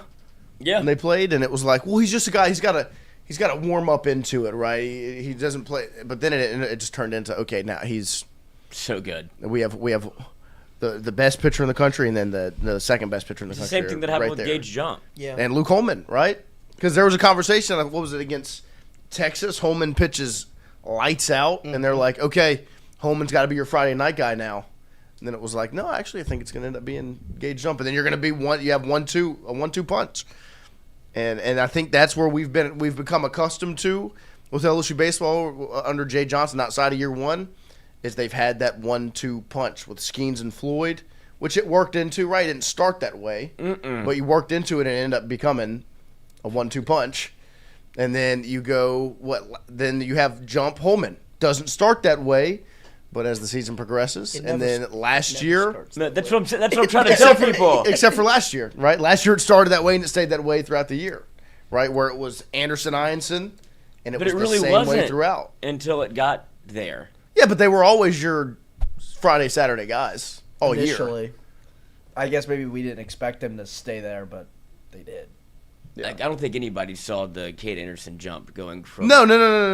But yeah, that's I'm your just boy. saying, even just from like just the not the coaching staff, but like the way it starts. Like you've seen multiple years where it's just kind of as the season progressed, it turns into something different.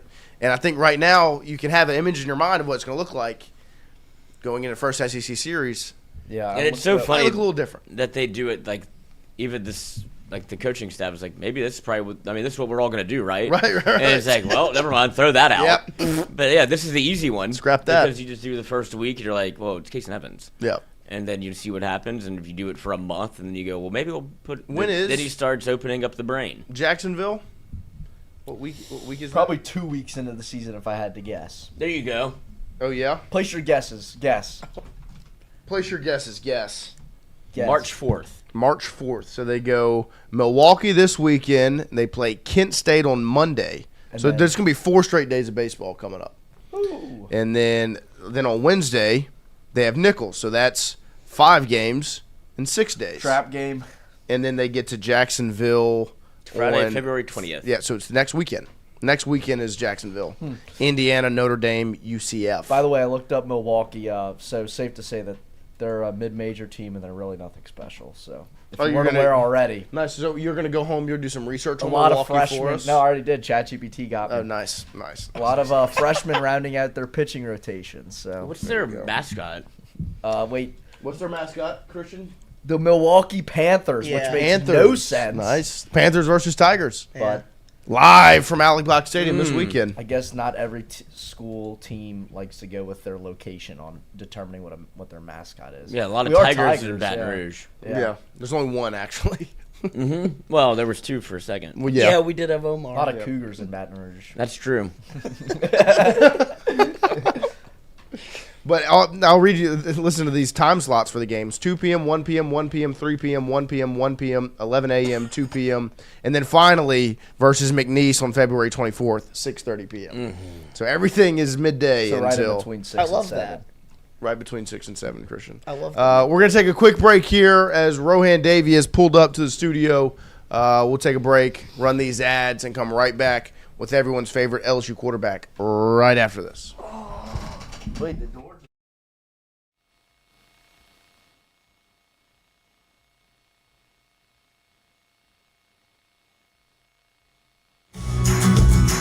Wardos was created in honor of Alan Ward Granning III, fondly known by family and friends as Wardo.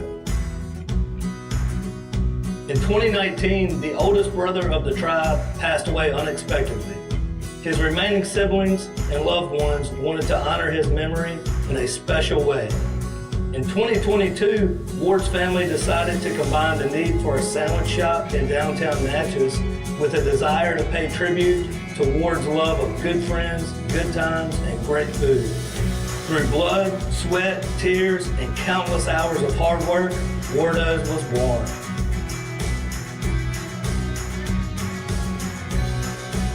So go visit Wardo's today at 309 North Broadway Street in Natchez, where the po' boys are so good, you'll swear you're in Cajun country.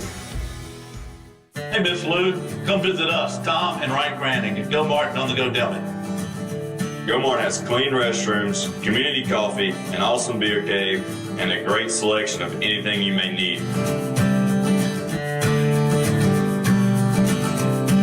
Located at the corner of Highland Boulevard and Highway 61 South in Natchez.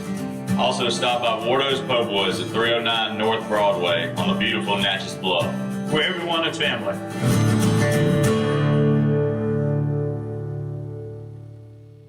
When it comes to your home, the roof over your head matters.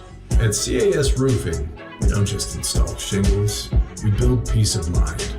With years of experience and a commitment to craftsmanship, our team shows up on time, gets the job done right, and treats every project like it's our own home.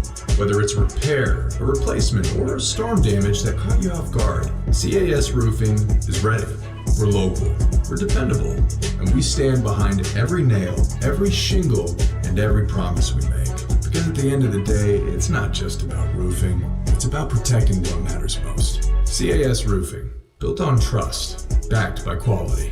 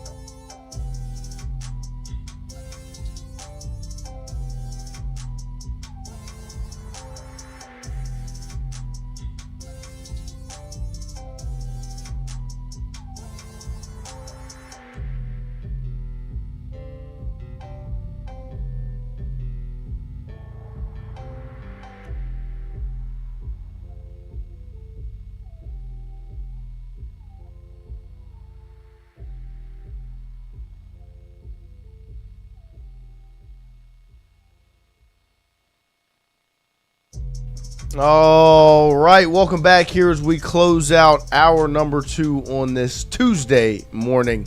And we are joined by everybody's favorite LSU quarterback who cooked up a great meal for us yesterday. We'll obviously get that put out for you later on this week. That's right. After you got your Super Bowl snacks last week, got your Valentine's Day meal this week. Rohan Davey, good morning, sir. How are you? I'm good. What's happening?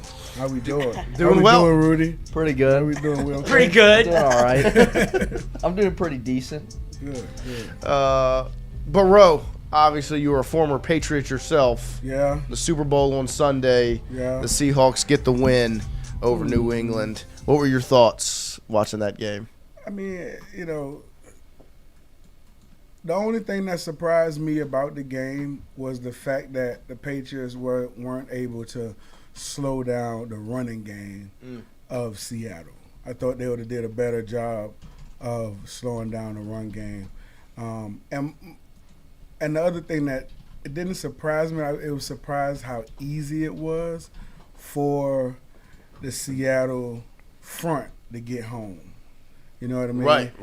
Like I know they've been getting home all year, and that's been part. But I would have thought that in the Super Bowl, it would have been something a little bit more to protect the quarterback in a lot of those situations. And I mean, but let me tell you, bro, you can't damn protect the quarterback when the whole left side is caving in. You know what I'm saying? So at the detriment of our boy. Yeah, it was rough for our boy. Yeah, man, it was rough. It was rough for old big Wheel. It was rough for him. He'll be better for He'll it. get better. Yeah. He'll get better. It's a learning experience. Your first year in the league, got to the Super Bowl.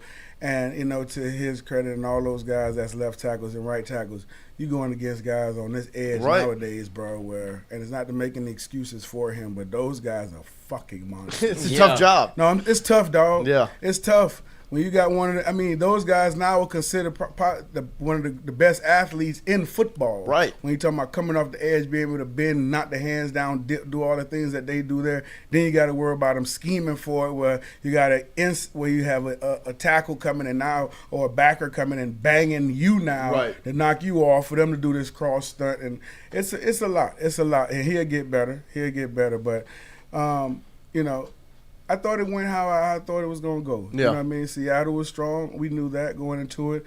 Patriots didn't do enough defensively to slow them down, even though they, kicked a million field goals. Right. That was crazy. It was unbelievable. Sometimes it was like 4th and 1. Just like, you really not even considering going for it? Nah. They didn't, because that defense is too good. Yeah. That's exactly right. That's when, that was a game right there where you took the analytics out of that. Right. Because you know football. Yeah. As a coach, you've been there, you know football, and you see where this is turning. You see how the game is going. Your defense, they're going to bring you home. Right. Just keep putting some points on the board. And once they got up over, 2 scores, it was just a feast of famine at that point. Right. Man, so. And to me, Drake May, and kind of to your point when you talk about the left side line, he didn't look comfortable one point in that game. Oh, hell no. You know when he looked comfortable? Running. The last 5 minutes of the game. For real, when it was basically over. Right. I mean, you talking about a kid that was kept off balance, because you think about the first half, Seattle's not known for blitzing. The whole regular season, they were getting home with 4, maybe 5. But they didn't know. So their wrinkle to the football game was, first half, they came out and blitzed. Yeah. Like a mug. Got after him. Me? They got after him, shook him up, came from the corners, came from the inside, crossed off, like everything they threw at him, and rightfully so. And when you can do all that, and now your left side isn't playing well either. Right. It's a whole different damn animal that you're dealing with. And now we take them away, and now they so terrified in the first half, come out the second half about protection. Now they're getting home with 4. Yeah. Now they're getting home with 4 like they normally did. So he was kept off balance. The rotation of coverage, the disguises that they used. He was kept off balance, bro, and he looked like it the entire freaking night. You know what I mean? I just looked up his numbers. I didn't know he threw for 295, but that's what, to your point, it's like all was late. Yeah, no doubt. All of that was late when the game was out of hand, and Seattle was basically in a, prevent type defense where keep everything underneath. We're gonna give you the yak yards or whatever. I just didn't expect, like, going into the year. Obviously, you have kind of like your perennial favorites, right? You look at the Ravens, the Bills. You start looking at like the Bengals, the Rams, the Chiefs. And it's like, I never once thought Seattle Seahawks Super Bowl champions. And it's crazy what they did with Sam Darnold to get him from who has the best winning percentage of any quarterback over the last 2 years, and nobody talks about it. 14-3 last year and this year. True. It's just the fact that they always said he can't win to get you to that threshold. Right. And when it happened in Minnesota last year, it was a big stink. So shipped his ass off to Seattle, which he reunited, knew the offense, knew everything. So it's like he just went from one home to another with the OC. So it's like, bro, whenever you get that kind of stigma like he had on him, you want to go there and prove a point. He had a great off season. They had a great regular season. Had a good, to me, postseason and a good enough Super Bowl because they didn't actually do much. Drop. You kept waiting to do exactly what he did, and it didn't. No, he got better. And I'm gonna tell you, in the Super Bowl, especially, you can tell that the coaches on his side, as OC quarterbacks coach, you could tell that they, with how they played that football game, with how they called that football game, that if the Patriots would have been able to stop the run, then you would have got more opportunities through the air, because now they would have forced them to put the ball in Sam Darnold's hands. And I don't know what would have happened. I mean, we've seen the good and the bad, but the fact that the Patriots weren't able to stop the run at all contributed to the success, because now you got that great defense. And you talk about no one saw Seattle, you're right. And the defense for them is what brought them home. You know what I mean? Like, the offense definitely was explosive. We saw what they did in the semifinals. They were explosive. And talking about the quarterback position, I mean, you look at Sam Darnold when he got drafted, right? He becomes a starter, goes 4-9, then 7-6, then 2-10. Then now he's in Carolina, starts 11 games, goes 4-7, starts 6 games, goes 4-2. And then he was almost out the league, right? And then he becomes a backup. He goes to San Francisco and he backs up Purdy there, and then turns that into the starter in Minnesota and starter in Seattle, and now has won a Super Bowl. What does that mean, as a quarterback? Maybe just kind of having the patience, and maybe from his standpoint of the humility to be like, no, I can take a step back, and he spends that year in San Francisco as a backup and then turns it into the last 2 years. Well, let me tell you, first of all, that's a lot of opportunities. Right. And a lot of opportunities that guys usually don't get. Right. So that's a blessing for him to have all those opportunities to start, fail, start, fail, go back up for however long, and then you finally find that sweet spot. Right. Or find that opportunity with that organization for that. It's so many factors that go into it. Yeah. It's a lot of factors, but it is a testament to him staying ready, always being ready for the moment, always having that opportunity. I mean, like keeping your body in shape and doing all that little things that's hard to do when things aren't going well for you. So his mental had to be tough throughout those times. But what you just showed, man, is just a guy that went through a bunch of systems and then finally got to a system and also had players around him in that system. And whether it's, in his case, it's the straight drop back, read, get the ball out your hands, the traditional quarterback, the traditional play calling, the pro-style offense is what he likes and what he's like to. And you have to have a good running game to go along with him. Everywhere he's been, he's always had a good running game. He's been successful, Minnesota as well. So for him, it's just he found the right coach, found the right organization, and it took a long time, and usually you don't get that many chances, but it worked out for him, and he took full advantage of it. It's crazy how much fit matters. Yeah, 100%.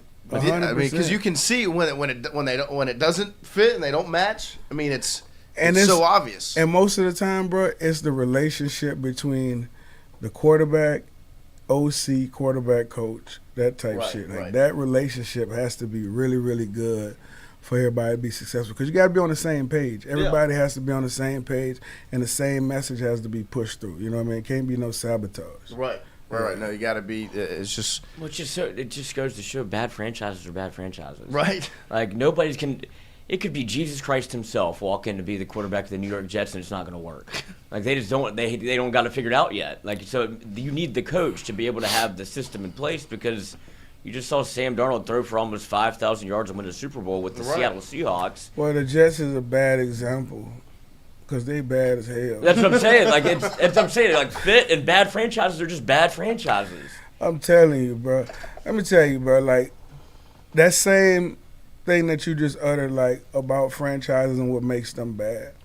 So when I got released from New England, right, I then went on a tour through workouts. Right. With people bringing me in for workouts. And I probably went to about 9 or 10 workouts, different organizations. And what you said is exactly correct. Because you saw the difference when you just from the simplest thing of how they pick you up from the airport. Mm-hmm. You know what I mean? Like how that goes. Right. And then when you get in the building, how that looks, how that goes. Like it's amazing to me. And that's what brought me to this was your saying bads are bad. Because I've said that for a long time, especially once I left there, I was like, damn. You know, some places you go, they have like in New England, you go in New England and there's breakfast is almost like you at the Four Seasons. It's just go on for days. They got 13 different kinds Everything's of important. of milks. You know what I mean? Every little detail thing, they have different cooks at different places. If you don't have this, you want this. You know, everything. You allergic to gluten? Everything. Yeah. Correct. Real shit. Uh-huh. Correct. All that is in there for you. And then I took one of my first visits was to Cardinals and walked in there and it was a pan on the table. That was a breakfast. A pan of burritos. Yeah. Breakfast burritos. And that's it for everybody. You know what I'm saying? Like it was so crazy. And they think they're doing it right. Levels to it.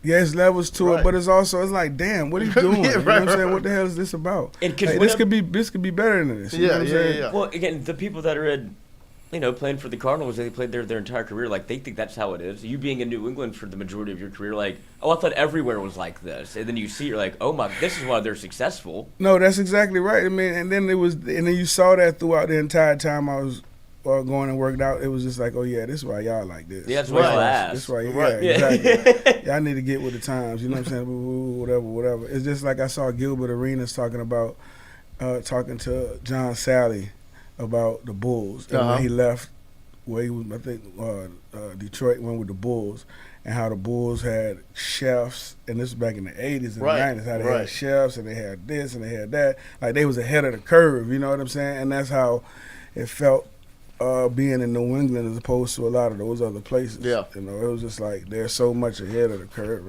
It's bad. Well, especially for you and to pat LSU on the back a little bit. I mean, you went from a college program and organization that's at the top, and then you went to an NFL organization that's at the top. So you'd seen it done as good as it could be done. Right. And then it's these other places that just aren't on that level. And my question to you would be from LSU's standpoint, and being that level of program, I think you've seen Lane kind of raise that bar back up in the way that they've done business. Where you said it when you were talking about New England, you're like that. It was different. It was different, right? Because they were ahead of the curve. And I think Lane Kiffin, that's kind of been his motto, has been just different. And then everything he's done has kind of embodied that since he's been here. Yeah, I mean, listen, he's come in and asserted himself really well in the community, with the staff, with his personality, and has jumped on the recruiting thing. I mean, like no other. Yeah. You know, it just shows you the full power of what LSU can be in such a short time span, because whenever it was Brian Kelly, it didn't feel like he was tapping into all of the resources that you could use. Lane Kiffin immediately gets there and is like, this is how, like, look at this place. I've never had this much at my disposal, and he uses it to the maximum. Yeah. Where Brian Kelly was just like, I'm used to places like this. And kind of like, oh, we don't have to do that today. Yeah. And Lane was like, I've never been in a spot like this before, where LSU is ahead of the curve in a lot of the ways that they do it, but it wasn't being fully utilized. He's a kid with new toys. You know what I mean? And the biggest toy. And he's had a lot of toys. Yeah, and the biggest toy is the brand. You know what I mean? The biggest toy is the brand. And to see him jumping on planes at 4 in the morning and jumping off of planes at 12 in the afternoon, 6 in the afternoon, taking advantage of those resources, man, is what it's about with these kids. It's showing them that you really care, showing them that you really want them. I tell my kids all the time that we train and we play, I say, and they come for advice about, recruiting or how you know when a coach is telling the truth and all this. And I tell them, no, I'm telling the truth. Don't worry about that. Ain't nothing, I'm telling you the truth. You'll find out when you get there. Yeah. But I always tell them, when you're deciding where you're going, go somewhere where you feel like they want you. Go somewhere where you feel like they made the extra effort to get to know you, took the effort to know you, to want to get to know you, and to show you how much that they appreciate you. So go somewhere where you want it. You know what I mean? Not just where the prettiest girls are or you like the coach and all that. Go where somebody wants you, and they show you they want you. And kind of on the same topic as the Super Bowl, you talked about Seattle getting to the quarterback with 4, kind of those sorts of things. And I think that's a key focus with this LSU football team and the improvements they've made on the defensive front, with giving Blake Baker pieces like Umami Ellen from Ole Miss, who had 9 sacks last year. Jordan Ross, the kid that was a 5-star at Tennessee. Kind of all those additions they've made. How huge would that be for Blake Baker to not have to blitz 5, 6 guys consistently to get pressure, and instead be able to play straight up defense and blitz 4 and send 4 and get look, to the quarterback? Man, anytime you could take one less guy out the rush and still affect the quarterback, it's a blessing. It's a blessing, and it makes it harder for the offense to move the football. So, if he could get home with 3, 4, and give us somebody in each zone or whatever scheme he has behind them, that'd be ideal. Yeah. You know what I mean? Like, that's exactly what you want. So, listen, I'm interested to see how he now moves around and moves some things around, because you have some guys that have been in his defense now and know the scheme of his defense, meaning the guys that are coming back. You didn't have a bunch of those guys hit the portal. So those are guys that be back. The defensive line is going to be what it's going to be. But how are we going to move and configure them things in the back? Because you have some veteran guys back there now. Yeah. You know what I mean? Even when you talk about a guy, because to me, if you're in your second year, you're a veteran. Yeah. You know what I'm saying? You're a veteran. So Pickett's a veteran in my opinion now. So what more can you do with him and, get some things going that side? But, the thing is so crazy because we also never saw Blake with the offense. Right. You know what I mean? Right. Like playing real complimentary football. We never seen that. Not as much or never pressure. seen him where we're up. You know what I mean? To be able to see what he dials up and that type of thing. So that's going to be interesting, man. I'm interested to see just with now you have, we had edges, but now you have arguably 2 of the best in the SEC now. Your front's going to be able to push the pocket. Let's see if we could get home. Well, because when you talk about Blake Baker, I think the first thing, if there's a complaint, the first thing people bring up is mobile quarterbacks, right? And stopping a running quarterback, whether it's Marcel Reed or Diego Pavia, Jalen Milroe, or those things. And how, when you've watched his defense, what's been maybe the biggest thing that stood out to you of why they've struggled to stop those kind of guys? Well, let me tell you something, bro. Everybody struggled to stop those kind of guys. It ain't us. Everybody struggled to stop those guys. Who stopped Pavia all year? Nobody. You know what I'm saying? So it's the hard. You saw how when that thing first started hitting with dual threat quarterback, the first one to complain about was Coach Saban. He was one of the first ones to bitch and moan about it because it's difficult. Now I gotta figure it out. No such thing, buddy. Your job is to stop this shit. Right. You know what I'm saying? So it's like it's hard. It's just really hard for a true dual threat quarterback. It's really hard to stop him, bro. Yeah. I always said the easiest place for you to get a run is from a quarterback on a quarterback draw. Because no one expects you to run the football. I mean, not now, but you know what I'm saying? Yeah. But today, bro, the best thing you can do, and it's still rolling the dice to me, when you have a guy that's a true dual threat quarterback, you can spy him, right? But you can't spy him all the time. You understand what I'm saying? So you have to know down and distance, know when they like to do certain things, so now you can implement that kind of a defense. So it's really a cat and mouse game still, or a percentage game that you playing. I remember when I was in New England, they used to always, in our game plans, used to always be percentages of what defenses are going to be on 3rd and 10, 3rd and 15, 3rd and 5, and what to look for. That's most likely what you're going to – the analytics of it all, right? Yeah. And it's the same thing, man. It's the same thing. If I'm in a spread with 3 on one side, 3-by-1 formation, now, he has a more opportunity to be able to take off with the football. Right. So I'm going to now spy him. You know what I mean? Somewhere there. If they're in a tight formation, most likely it's a run, so spy's off. We might have something to alert to it. But that's I mean, it's a lot of defenses that's been tried against it. It's hard. I think Blake last year, I know early on with some of those guys, I just think that he didn't do it enough. Yeah. You know what I mean? Especially when it's a crucial situation. If it's 3rd and 15 late in the football game and they got to go for it, or 3rd and 10 and they got to go for it, and it's 21-24, whatever it is, late, under 3 minutes, we can't forget about them. You know what I mean? Like some little things like that. And do you think that potentially with this new staff coming in, especially with them being an offensive-minded head coach and his staff, there are times where, because Lane loves mobile quarterback, he wants his quarterback to run, he wants to use that to his advantage. That there can be a sit-down conversation of Blake, like, you know what, Lane and Charlie, these guys, okay, what's something defensively that you guys hate 100%. to see? Yeah, 100%. It don't do nothing but make sense. You got a great offensive mind, a good defensive mind. I mean, that happens all the time. They collaborate and talk about things, work on saying, well, if I was in this, I wouldn't do this. So bringing Lane Kiffin in can make the defense better from that standpoint. No doubt, because you're going up against a mind. You know what I mean? And he's not the only one that do that. Right. You know what I'm saying? Like all these coaches did. When I was in New England, they did it. Everywhere I've been, those defensive coaches in the office, they have their own meetings. Okay, game plan for this week is what, and that's the head coach's job. The head coach brings them all. Okay, what's the game? Because like when I was in New England, Bill used to come in and teach us the defense and go over the defense with us on when it was Tuesday evenings, just the quarterbacks and Bill. Yeah, you know what I mean, and go over what they're gonna do, and we in there was teaching off him, and then Charlie used to come in.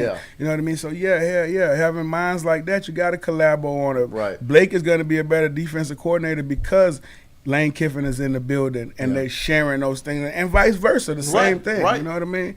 Yeah, iron sharpens iron, for real. Yeah. I think that's the conversation around Lane. I mean, that's one of the pushbacks Ole Miss fans have thrown at him, be like, well, what was Lane before Pete Golding got there? Right? Well, it was like, Pete Golding was pretty important. He's a pretty good defensive coordinator that came in and helped that program, and now he's at LSU, and he's got a pretty good defensive coordinator there with him. So I think, and Lane hired him. Right. And I think it's going to be. That's the part when I hear the complaints about Blake. I was very aware of what I needed. I think Lane's been very cognizant of how important defense is, and more than he was prior. Hell yeah, and that's why I am okay with him, because one of my biggest things was early on when this was like, well, how important is defense to Lane? You know what I'm saying? We know how offensive minded you are, but are you now? And I think that's the maturity in him. It's like, look, I've been doing this my way. I need to damn learn this defense. Whether he knew it or not, I need to get somebody over there and make defense just as important as I go offense. And that's that's the maturity I've seen in him. And being underneath Coach Saban does not hurt. Right. Okay, because we know he all about defense. Oh yeah. We said if offense had a good day. When I was playing with him, offense had a good day at practice. Oh, it was a terrible day. It was a terrible day. Bad fellas. We should go in that gym. Let's piss him off today. Piss him off. Hell yeah, we're gonna piss him off today. We're gonna tear their ass up. And I'm talking about terrible day. He'll be all the way out to his car, bruh. It'll be a terrible day. Terrible day. But for you, I mean, how much? So the days that he would be happy when the defense wins the day, right? For you, from a confidence standpoint, the quarterback, it wasn't. I mean, it probably wasn't a very good day if the defense is winning the day. No, it wasn't a good day, but you got to understand. Happy life. But this is the thing. Even if we could be kicking they behind, kick they behind in 7-on-7, and kick they behind halfway through, at the end going over team. That's about 12 plays. We go off of percentages. Yeah. They go off of just emotion. So we could have been 70%. Right. And now they done got the last 2 plays. Oh, we whipped that ass. Yeah. Exactly. And so now it's like, what are y'all talking about? You know what I mean? Right. What are you talking about? We just tore y'all ass up the first 6 plays in a row. Yeah. You know what I mean? So but the last 2. Yeah, it didn't matter. But that was Coach Saban too. Saban was like, man, listen. But he went off of percentages too. He walking out, he'll tell y'all beat our ass today, or something like that. Well, it's like that. Have you ever seen the clip of Cam Newton at practice when they're doing? He's with the Panthers, and it's going good on good. And it's both. It's the offense against the defense. He's like, "What are you talking about? Like, we tore y'all ass up." He's like, "Last 2 though." He's like, "I don't give a shit." He's like, "We've been out here for 2 hours." Exactly. That was good though. That's good. That's part of it, bro. Mm-hmm. Right. But for you, y'all, you and your 7-on-7, y'all got out there this past weekend. How was all of that? Oh man, F3. They did good, man. We was at Battle of the Boot, I think the name of it was, in Acadiana. It was Acadiana High School. So we did good, man. They had the top teams from Louisiana there. Big old tournament, 76 teams. Wow. Out there, and it's crazy how much it's grown, huh? Like just over the last. We was talking about this thing before. Like when we started, it was 3 teams. Right. 3 teams, us, RPA, and the bootleg. It was 3 teams. Now I think and that was how long ago? 7 years. 7 years. I think now, bro, in Baton Rouge alone, it's about 20-something teams. That's crazy. Wasn't that crazy? That's insane. But they did well, man. Our 10U, our little babies, they went out there and did what they had to do. They lost in the second day. You know, with them little kids, it's always funny, bro, because it don't matter what happens, they're going to cry. I mean, they going to cry no matter what happened. It doesn't matter what happened at all. And for me, I didn't coach. I coached them probably like 6 years ago. I told my partner, I said, I can't coach them no more. I'm too Oh, shit, here they go again. Yeah. But I've matured. Right. And chill, so we took them back on this year. And let me tell you something, bro. It's one of my favorite groups to coach because all I do is laugh. That's what I'm saying. What else do you do? All I do is laugh the whole time. I got one kid that as soon as the ball snap, he always want to go in. But as soon as the ball snap, he just do this. I promise you, bro. Everybody running a route. Yeah. He was waving. Just happy to be there. Man. But I want to play. Yeah. Well, he don't want to sit over there. He want to be right here. Yeah. But our 12U, they lost in the championship. Our 14U, listen, our 14U are so big. They look like giants. It's bro. crazy. It's ridiculous. These kids are so big nowadays, but they lost in the championship. 15U won the championship and 18U won the championship. So we was in 4 championships and won 2. It was a good weekend. So you do it. It was a good weekend. The little kids are. They are hilarious. You know what? You coached them. Yeah, no, I mean we have bitty basketballs on Saturdays. Yeah. So I'm not coaching. I'm just working. I just be there and watch.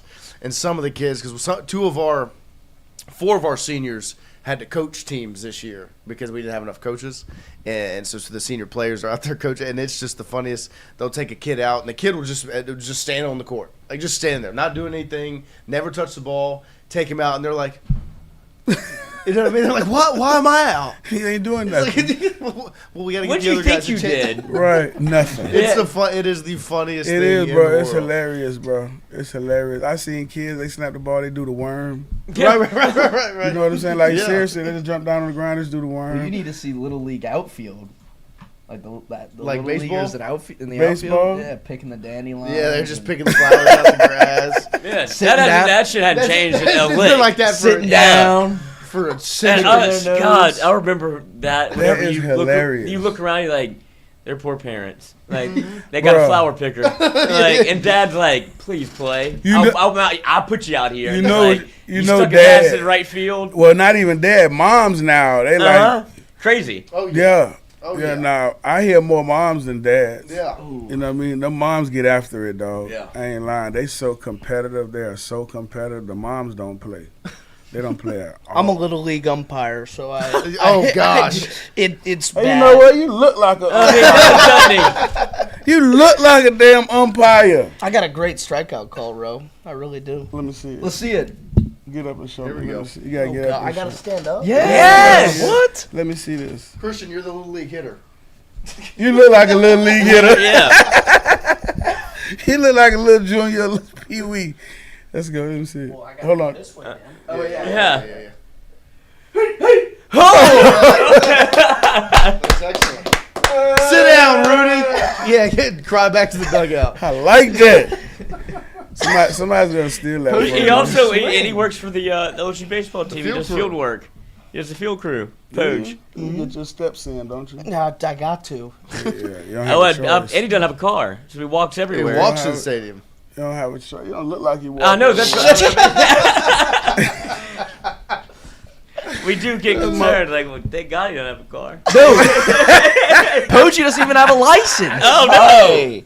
Hey, It's don't okay. reveal My all bad. the That's right. damn But what he secrets. keeps it is his FanDuel bets keep cashing. Yeah, he's That's got an true. ID though. He's he got an keeps ID. cashing. That's all that matters. What? 6-1? Uh huh. 6-1. I need to get with you, For the dog. people. For the For people. the people. For the And people. they've all been winning by about a point. Yeah, It's been wild. close. Hey, Yeah, but win's a win. that's right. That's right. That's right. I take it. Yeah. I take it. I mean, if I Yeah. try, look at it. He looks like he gambles.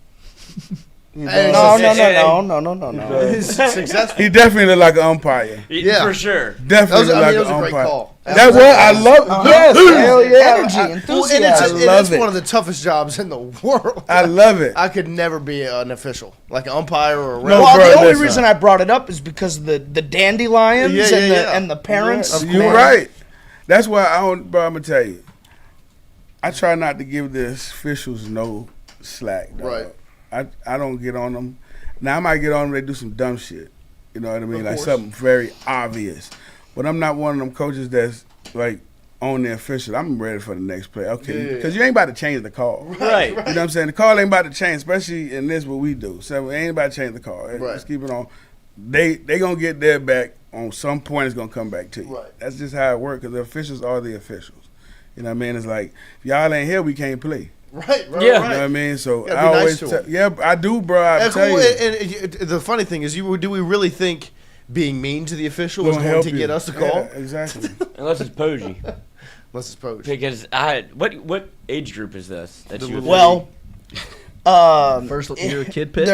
there's 3 age groups. It's Okay. there's like 10U, 12U, and then 14U. Yeah. I just did 14U this year for the first time. Very scary. Yeah. Well, the emotions are a little heightened. because They it's a get little bigger, serious. and they, Yeah. they're throwing faster too, and I'm behind there. And you also got to understand, these catchers are terrible. Right. Oh, Like so you're in the danger. You're worst. getting So pelted I'm by getting this. beat up back there. Yeah, man. you better get in the cage. You put on the shin guards. I put on the whole outfit. You got better. If the He catcher- better. I didn't know if he did like shoulder pads or. No, well, I don't get like the. I'm basically just like another catcher out there. I'm Yeah. wearing Yeah, the yeah, catcher's gear. You could bring a glove. No You glove. wear the face mask, huh? I got the face mask. If I don't have a face mask, I wouldn't have any teeth. I believe you. Because I see the damn umpires get hit in the face all the time. And then the 14. Especially at that age. You talking about Uh-huh. 14. And now 14-year-olds gonna start talking shit to you too. Yeah. I had to a kid. Oh no! A kid drew a line. I threw him out. Wait, show us your throw him out impression. Like you're out of here. You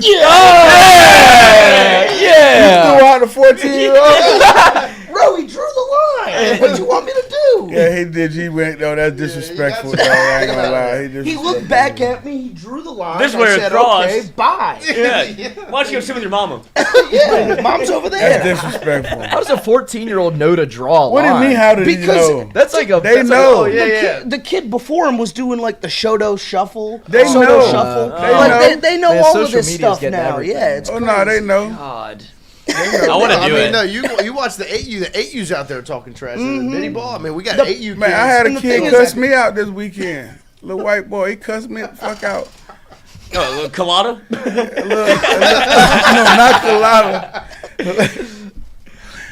No regrets. God, that's funny. The parents He are the cussed worst. me out. He was on the field. He cussed me out. I said, man, I can't believe it. I just got cussed out by a 14-year-old What'd he say? white kid. I can't repeat what he said. Give it to me. I'll say it. No, you can't repeat it. You repeat it, I'm gonna slap you for him. Damn. All right, kid. I couldn't slap him. No. Yeah. I can slap you though. Yeah. Got permission there. Well, bro, we appreciate you making your way in. Get out of here. Yeah. Had to run him. See, the thing is, like, I think I would be quick on the trigger to throw parents out. Like, get them out. There's been so many arguments with the dang can parents, imagine. or it's like, That's true. What time What are do you- these games?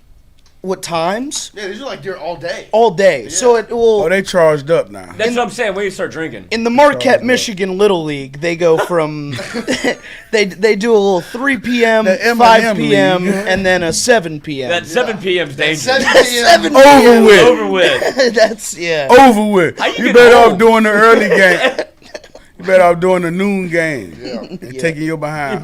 Now, how much they pay y'all for umpiring? No, I mean enough to Do it make again. it feel Make it okay. appealing. Well, Yeah. how much like a game? Is it per game? Yeah, it's 50 so, a game. So it's just what we do with the umpires. That's how much we pay. Yeah. Extra 25 for anybody you eject. Be nice to us now. There you go, buddy. They got, Well, and they got then the umpire pool over here. It's like, how many did you get? Put it in the coffer. well, so I started doing it like It's a little like lunch 5 money. years ago. Yeah. Right, And then you it gets to the point last year where they're like, "Hey, we want you to do the championship," Oh, no. and I'm like, That oh. means you're good. "Well, But yes." you're gonna be there all damn day. I tell you Well, see, that. that's what's funny is my friend. So I have a couple of buddies from high school that started off like that, like doing it while we were in high school, and then into being out of high school.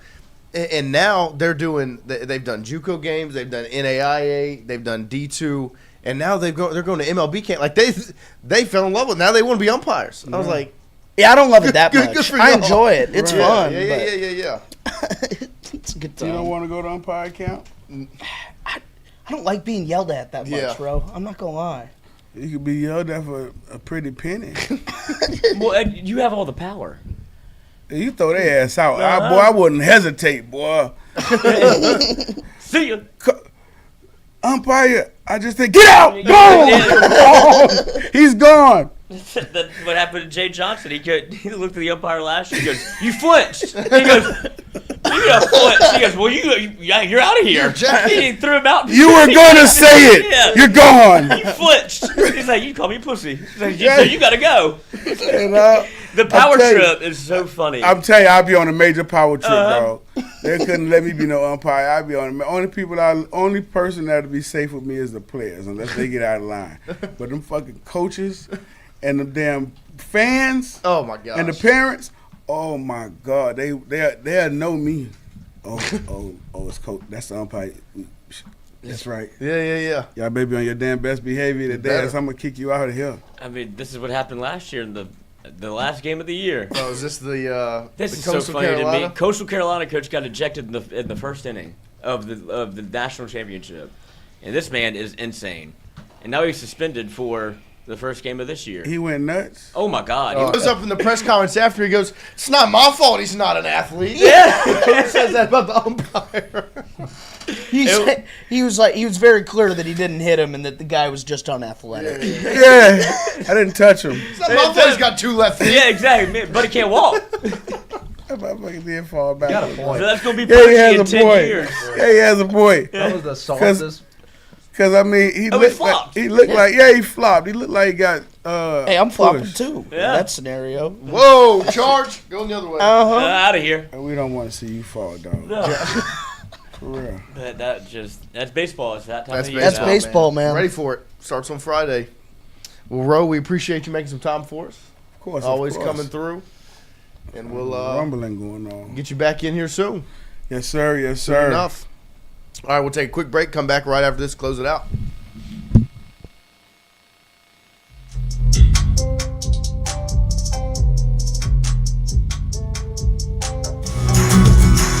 Wardo's was created in honor of Alan Ward Granning III, fondly known by family and friends as Wardo. In 2019, the oldest brother of the tribe passed away unexpectedly. His remaining siblings and loved ones wanted to honor his memory in a special way. In 2022, Ward's family decided to combine the need for a sandwich shop in downtown Natchez with a desire to pay tribute to Ward's love of good friends, good times, and great food. Through blood, sweat, tears, and countless hours of hard work, Wardo's was born.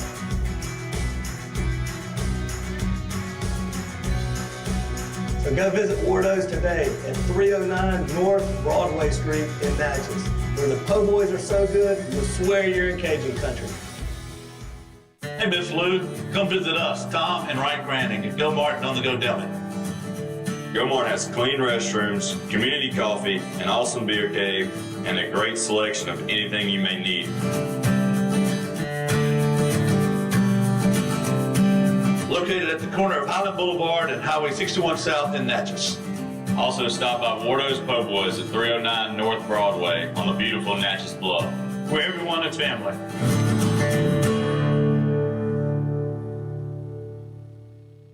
When it comes to your home, the roof over your head matters.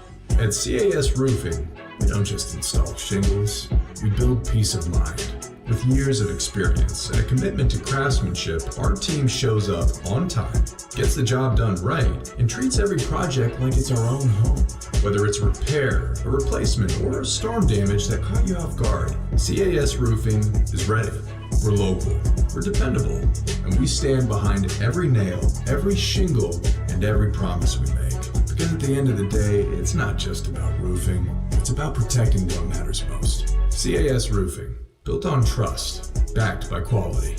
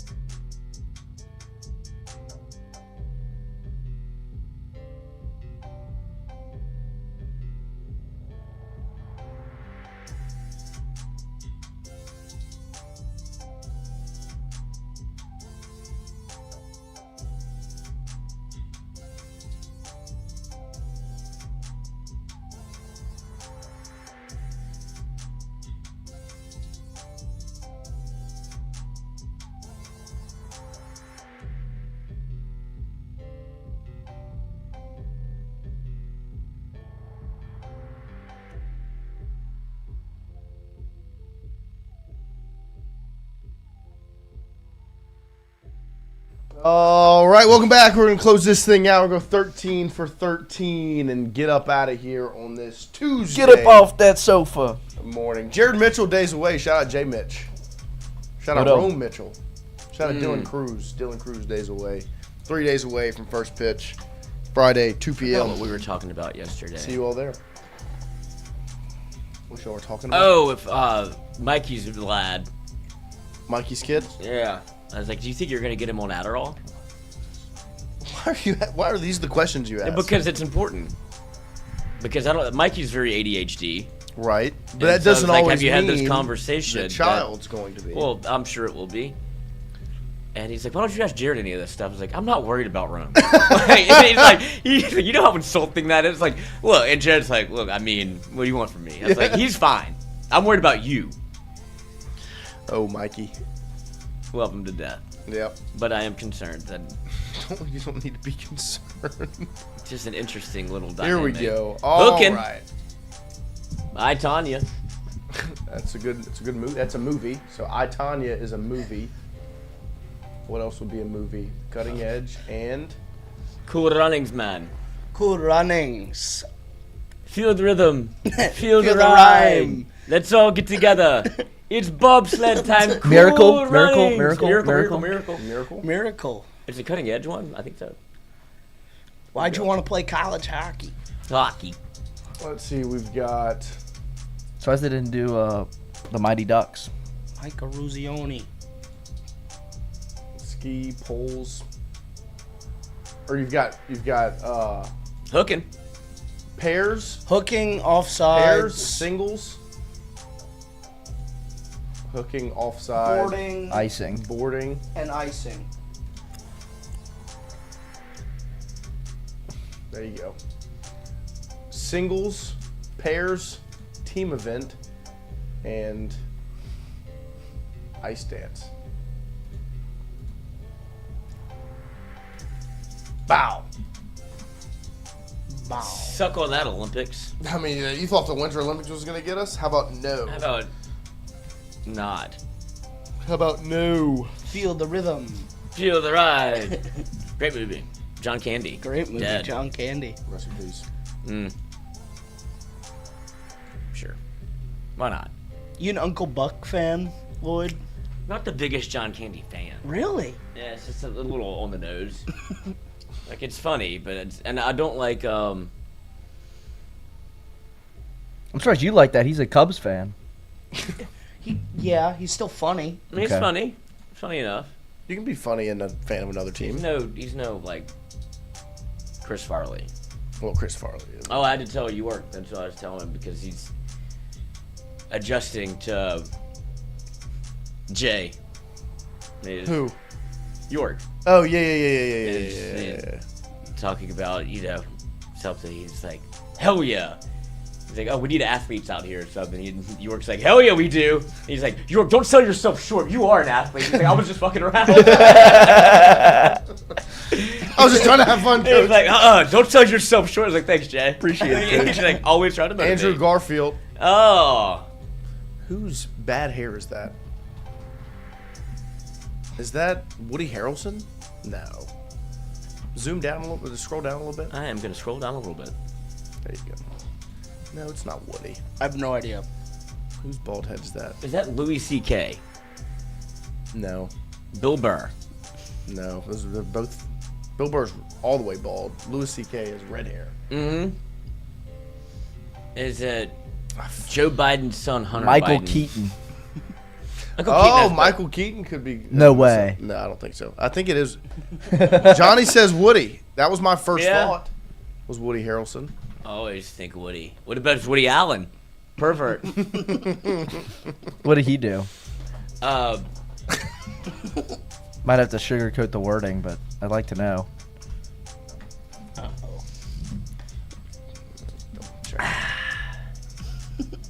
Woody Allen. Oh, not too bad. I'm kidding. I haven't seen it yet. he married his daughter.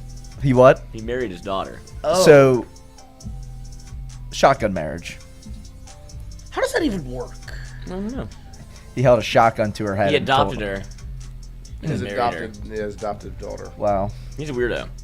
That's not. That's All weird. right, pervert. next That's something category, else. NFL. Former top 10 picks by the Raiders. Darius Hayward-Bay manages only 517 total receiving yards across 5 seasons for this AFC Bay. team. Ravens?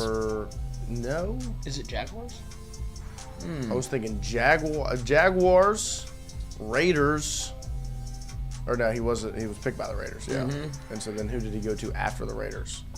Colts? I think he was a Colt because McAfee talks feel about him like- because he ran down on punt. He's like, he's fast as shit, so it helps me a ton. I don't know. Colts just weirdly feels I don't like. feel like I remember that last name on a Colts shirt. Do you know where he went to college? Where did he go to school? Maryland. He was fast. That was his deal. What AFC team could it be? I think it's the Colts. I thought Bengals, but it's Is not. that's AFC, huh? I think Yep. it's the Colts. Steelers? Maybe. Is that what they're? Yeah. That's that sounds correct. Honestly, Steelers. Well, I think Jason Hayward, huh? Is that the baseball player? Yeah. Oh shit. Devin Harris. Was he Maverick? No. Well, Eastern This Conference. is Eastern Conference, so it's the So- Magic. Is it? He played for the Magic and the Pistons, but I feel like it was Magic where he was good. I know this is Western, but wasn't he a Nugget He too? was I know for sure he was a Maverick. I feel like this was the Orlando Magic. Orlando Magic. This is because he played against LeBron. No, it's it is the Nets. It was when they were navy and red. He did Oh, play yeah. on the. It did play on the Magic though. Struggle. But the All-Star team was the Nets. Who's the guy that dunked, that blew out the candle? Gerald Green. Played for a lot of teams. NBA 2K14 monster. Mm-hmm. Before getting drafted second overall, this Indiana guard was. This is Victor Oladipo. Oh, did you see Bronny drop him? VO. Yeah, it did. Retail and shopping. I was Starring hoping Dane we were Cook. gonna get a Yogi Ferrell question. I do love Yogi. 2006 Supper film Club. Employee of the Month was filmed inside this store, but was called Super Club in the movie. Employee of the Month. Is this for Jessica Alba? I have no idea. I don't know. I don't know this movie. They I've did never a seen vest. Employee of the Month. I have. You have seen the movie. I have. I mean, was it filmed inside of a Walmart? Kind of. It's something like a Sam's Club. Good movie. Ah! See Jessica Alba in her underwear. That's what I remember. Good I have movie. little to no clue. Sam's or Costco, yeah. Johnny L says Costco. I knew it was something like that. Somewhere you buy in bulk. Beverages. Live for Now Moments Anthem was a polarizing 2017 short film-like commercial from Pepsi. This is Kendall Jenner. Oh, it was Good Luck Chuck. Good luck, Chuck. Live for Now Moments Anthem was a polarizing 2017 short film commercial from Pepsi that starred this influencer from a famous family in the lead role. Kendall Jenner. Is that what it was with all the pushback? That was 2017? I feel like that was not that long ago. That was a bad commercial, remember? Was it back? Reality TV, Boston Rob finished second place first Boston time Rob! CBS Reality 2 and later returned for All Stars. I mean, Boston Rob was on Survivor.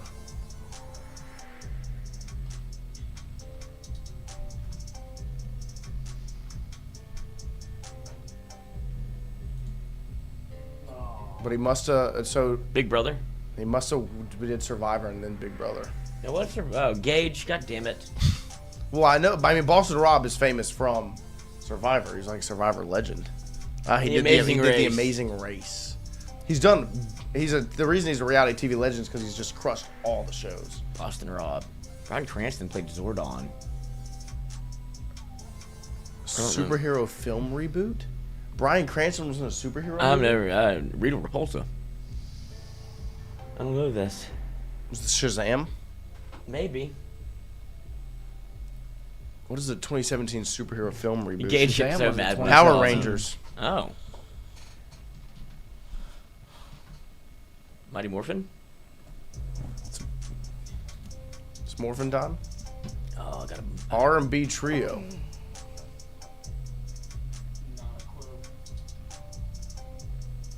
Blackstreet Boys? I'm serious. It's a real band. Too close. No, I'm not. I don't recognize that song. Oh, Marion? I know Marion. Mario? Mario. Next. It's not NWA, Gage. Yeah, don't get mad at me. That ain't a whenever you're trio, dumb. Gage. Yes, use a double dip. Yes, we will. We will do Amazing Race. The Amazing Race. It kind of counts. Bang, double dip. Appreciate you guys. We'll be back tomorrow morning, 8 to 10 a.m. I'm sure Jacques Doucet will join us. Yes, he will. And we'll get you ready for LSU Baseball opening day. Later. It'll be 2 days away tomorrow. Story time.